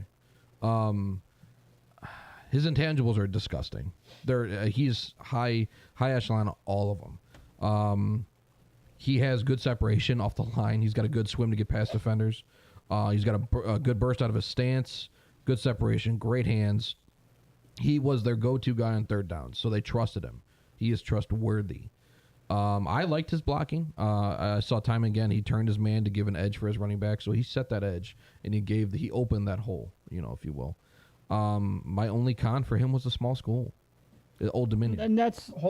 the I have hardest thing to go against is because you just don't know the talent they've played against. Well, like, that's why I like picked Mark, Virginia like the and guy Virginia said, Tech. Mark Those were, Evans, yeah. those were his 2 biggest schools that he played. That was my thing. So Jimmy said Brock Bowers. I don't think Brock Bowers is coming out of the draft. He's not. He's coming out next year. He recommit, not to recommit. He didn't declare. Correct. He didn't declare before he needed to. So that's one of the guys. I get why Which I understand because of the guys that are coming out. There's some guys in the middle where he would have been drafted. Next year is the wide receiver tight end draft. Yeah. But there was a lot of good tight ends in this draft that are more sleepers because I think a lot of these guys, Laporta. for some odd reason, Laporta's going to be a sleeper. the which tight is end goofy to me. position has completely, it's not a sleeper. I think most people have him. I just don't top think 10. people He's going to be aren't- drafted yeah. in the 3rd or 4th round. Yeah, people which just is a aren't sleeper talking right about now. him like Kincaid and Musgrave and Another guy that you guys don't Mayer. have in there I like is Mason Fairchild. Like I don't. I didn't watch him at all. I did not. And now we're tell me about him. Mason Fairchild, 6'3", 246. He's short for a tight end. That's Brenton Strange. But he. Buttons says otherwise. Oh, that's funny. Mason Fairchild should be there. Let me pull up his stats real quick, just so I can have. And you have that labeled in that folder too. Way to go, KJ. Amateur. I'll just pull it up really quick. Sorry, All right, so, okay, so I mean, because he's ranked as 21 by many people, but so he's 6'5", 261 pounds. The dude is kind of a monster. He's a 3-star recruit going into college. Fluid mover, lanky, long, coordinated with soft, reliable hands, shows the ability to adjust to the ball thrown behind him. That's actually one of the reasons why I was looking at it, because he had a habit of, he doesn't play with the best quarterback, right? So, at Kansas. yeah. So that's one of the situations Not a basketball school. Or not a football school. to where, like, he showed the ability to produce as a tight end in Kansas and still not have a good With quarterback. minimum talent around him. Right. So I think he's kind of a sleeper. This guy might even go undrafted. But I'd say 6th-round guy that could produce day one. Okay. Do I think he will? No. Depends on the So- school you're going to. Real quick, with Or the the- guys that we have in our top 3, what fitment do you have team-wise? John, can you bring up Let's first do. round? Let's So do. let me do I'll let's do a do quick breakdown, draft. right? Let's I'll do do- a quick breakdown. So number one, Thank you. I have, and most consensus has, Michael Mayer. Number 2, Dalton Kincaid. Number 3, we probably all would agree, Luke Musgrave. Number I have 4, Laporta 3. Sam Laporta. Number 5, Darnell Washington. No, And I think that right, you guys don't like Washington. I didn't like him at all. I actually would probably put Schoonmaker way up there, but that's just I don't because like people don't. Schoonmaker. Goonmaker's 6 for me. It's 10 for me. Yeah. So I think those 5, only 2 are going to go. Even have the possibility of going in the first round. Yeah. Oh, yeah. Well, yeah. I mean, Yeah. that's it. If anybody else goes in the first round, it's a reach. I would say so, in my opinion. So when I look at these guys, I currently have Musgrave as a second to third round guy, just because it's late in the draft. Yep. I don't think you're going to need anybody else. I have Sam Laporta. If you get him in the second, I'm okay with it. But I he's have probably the a Raiders third-round guy. taking Laporta in the second. Ooh. Ooh. What I'm trying to think what draft pick that is. That's I don't know off the top of my head. Can you but- pull up the draft? Sorry. No, you're fine. Just because with their issue with what's his name at tight end, Darren Waller. Yep. Johnny, can you Mr. pull up the IR. draft? It's sunshine. So you're at 39. 39. Oh, that's Ooh. where you were going. I got Okay. you. I would have just done the plus 32. I mean, do you think that's reaching for Sam Yes. Laporta? I think 71 is probably where you would go, Okay. I don't think he'll be there at 71. which is the beginning of the third. Yeah, I think you'd be surprised. I think you'll be surprised. I also, another guy we didn't talk about was Cameron Latu, right? Oh, he's dog out of shit. Alabama. Dog shit. Well, he's 11 He's for not me. utilized. They don't. Well, they He's don't. Not utilized. That, but They what did is not- that? that's but true, they that's didn't telling. Why don't they use him? Exactly. Soft, strong, 4-star recruit, soft, strong hands, hard to take down, great at finding the ball at his high point, large frame, makes him hard to tackle. Here, these are my cons for this dude. Gets beat by a bull rush, easily beat. Bad in space for screen blocking. I didn't say he was good in the block. Struggles getting separation. If he doesn't have to, he doesn't give much effort. Legitimately shocked to see this type of game from a Bama player. That's in my notes. That's Wow. huge. I mean, that's Not huge. good. That's Don't huge. like him at all. I don't know how he's on the team. Wow. I mean, that's huge. If that's really what you got out of that, I mean, that's huge. The other guy, you said Zach Kuntz. Did we talk about him? No, we didn't, but I want to. Zach Kuntz, can you pull him up, Johnny? Oh no, I like. No, we we did. did did talk talk about about it. it. Long show. All right. So, I mean, I think that's kind of have. I like him a I think lot. that's kind of our consensus on tight ends for those 5. This is a draft where this isn't going to be a need. is tackles and tight ends, but it's going to be a hole filler. It's a depth. Yes. It's a depth filler, yeah. Now, not saying the teams don't need him. I'm just saying that the ability and the team needs don't match up where they're supposed to. Other than the two we talked about, Kincaid and Mayer. And the same thing kind of goes. There's like top 5. There's 5 tackles that might be taken in the first 2 rounds. But outside of that, it just kind of floats from there. I mean, we didn't even talk about Tucker Kraft. Yeah, we did. We talked a little bit about South Dakota him. State. Yeah, we talked about him. Yeah, we did. Oh, look at him. Yeah. Yeah, he's 7th. Majestic mane. I like him. I like him. I liked him a lot. But we had the average size for I have his him position. as a gem in the 4th. Yeah, I mean, he's probably a 5th round guy. 5th, 6th round. It could be undrafted. I just know the last 3 years, the average tight ends taken in a draft is 13. Yeah. We talked about 5. I could go into Marshawn Ford, Thomas Greeny, Blake Whitehart, Braden Willis, Thomas Ben Greeny, Sims, like he's my 10. Noah Gindorf, Kenmore Gamble, Kyle Patterson, Daniel Barker, Davis Allen. We talk about Will Mallory out of you. But I mean, a lot of these guys. How many of these We did guys? not. Will Mallory is actually what I copied all my graphics of, but he should have a Will Mallory one. Will Mallory. I knew you were going to say that just because of your alma mater. I liked him Has for the the most burst part. off the line down the field, making him a wide receiver prospect over a tight end. I think Solid he's- blocker in the run game, ability to have big plays. Late 4th, early 5th, 5th round So guy. a lot of these guys seem mean, to be wide receivers. Yes. We think. A lot of them. So like my 3 to A lot of them are 7 wide receiver similar. 4s. But the problem now is in the NFL, you need.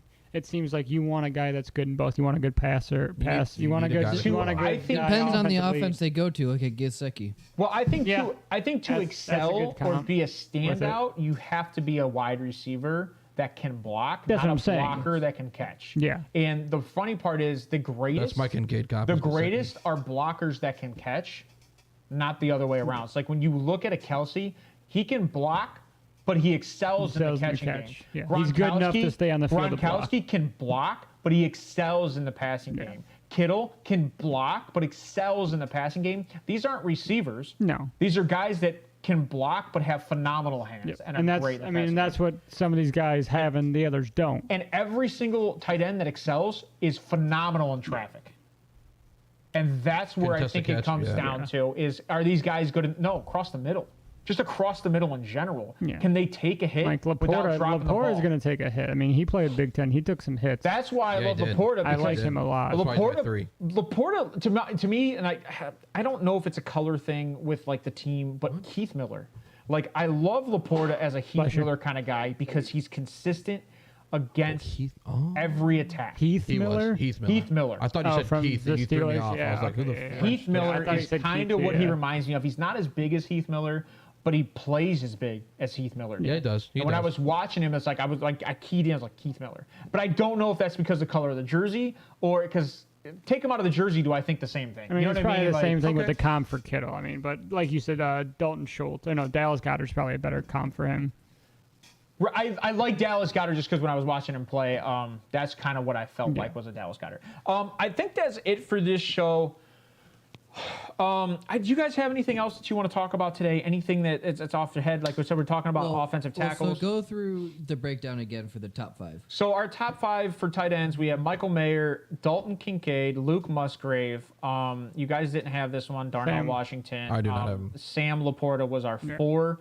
And then Darnell Washington was my 5. I think all 3 of us kind of agree if we had to put a guy at round 6 to 5, Josh Weil is one of those guys that we could probably reach on. I think so. him. Like Tucker Kraft, Zach Kuntz, Will Mallory, and Josh Weil. It's just so They're hard. all the same guy.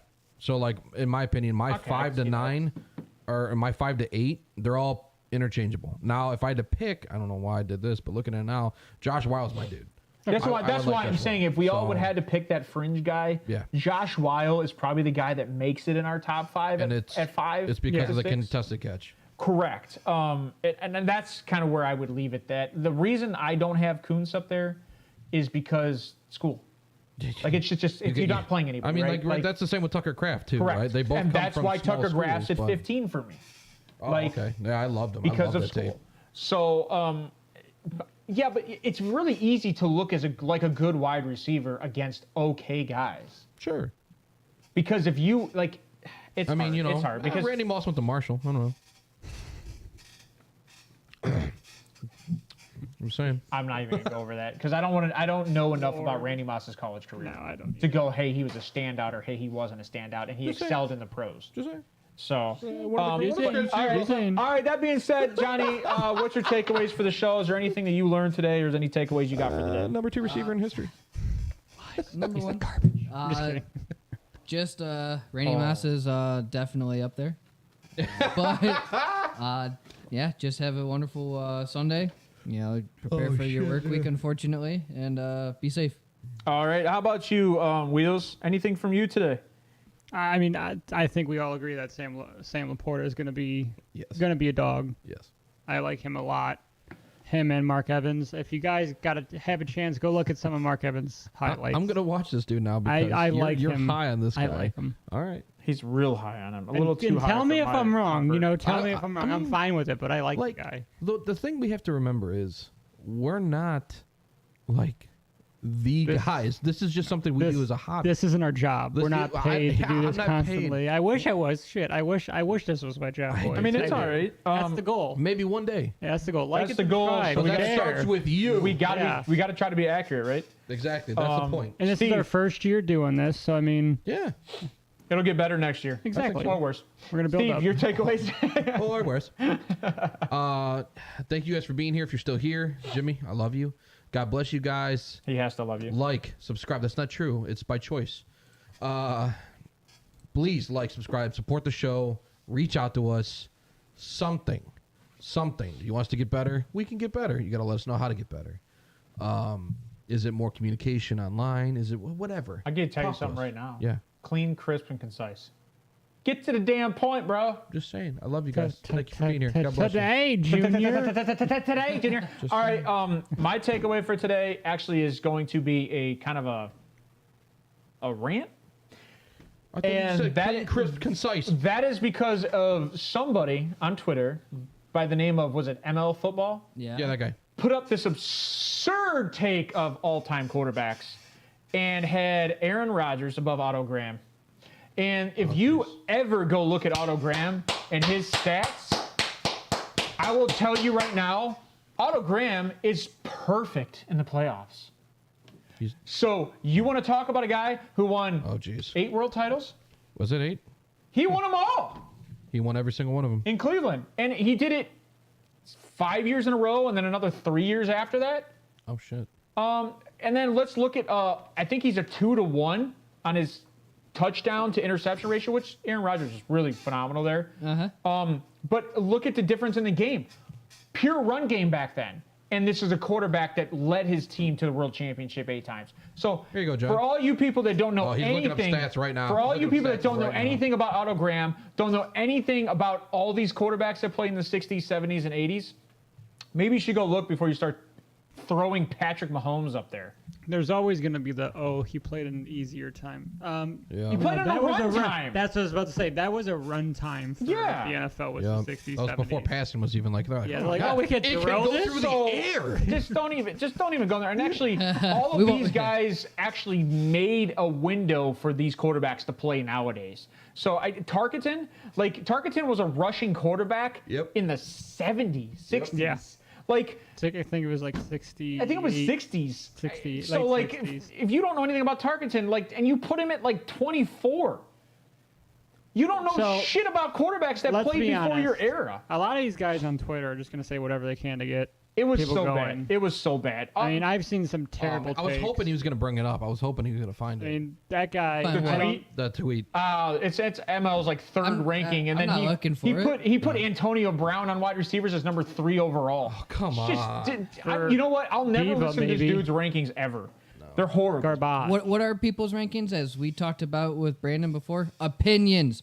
Brandon. I Bobby get it. Wagner. Yeah, but you have to have some. You have to have some. At least he had some stats to his opinion. No, Cook he is no. not a top His tight stats. end. His It was thing based was on He is yardage. not. no. His all Brandon's argument is that PFF put out that Wagner was the best Because According he's to, a stat monger. PFF put out Wagner was the best. They Last had him year. as 13. last year. No Oh. offense, Brandon, but So- you gotta watch some game film. But that's just one Bobby Wagner was analytics. not good this year. One of no, He was a top 15, top 20 maybe, but he wasn't amazing. But that being said, that's all I was saying. I Right think people need to stop this. 140 tackles, 2 interceptions, and a career high 6 sacks. I think people need to stop this argument with these greats of all Good time. defense, though. If you've never watched Otto Graham play football, which I haven't, There's film on him. No, I haven't, YouTube is a thing. I know, but I haven't watched Otto Graham. But if you go look at the stats, this dude was phenomenal. Especially for the time he played. I think he's got like a 2 to 3 to 1 win ratio. Yeah, it's gross. Phenomenal. He's the most winningest quarterback, I think, in the NFL Browns- percentage-wise. The Browns blew their load early in the NFL So, era. all right. That's all I'm going to say for today. I hope you guys AFL. have a wonderful week and have a... One last thing. Don't forget, Guessix Gifts. Yes, sir. Yeah, guess a shift, guys. Please, if you want to reach out in our comments and chats. Or Twitter. Or Twitter. That's a great point. Reach out to Deep Threats. Actually, I'd prefer you do that. Reach out to Deep Threats on Twitter if you want anything or trying to request anything, and you... because then you can probably DM us and we can try to get it to you in some way, shape, or form. There you go. So, love you guys. I hope you guys have a wonderful week, and we're going to come back at you Wednesday and start talking quarterbacks, running backs, and I hope you guys have a great weekend. Oh, Peace out. buddy. Goodbye. Bye.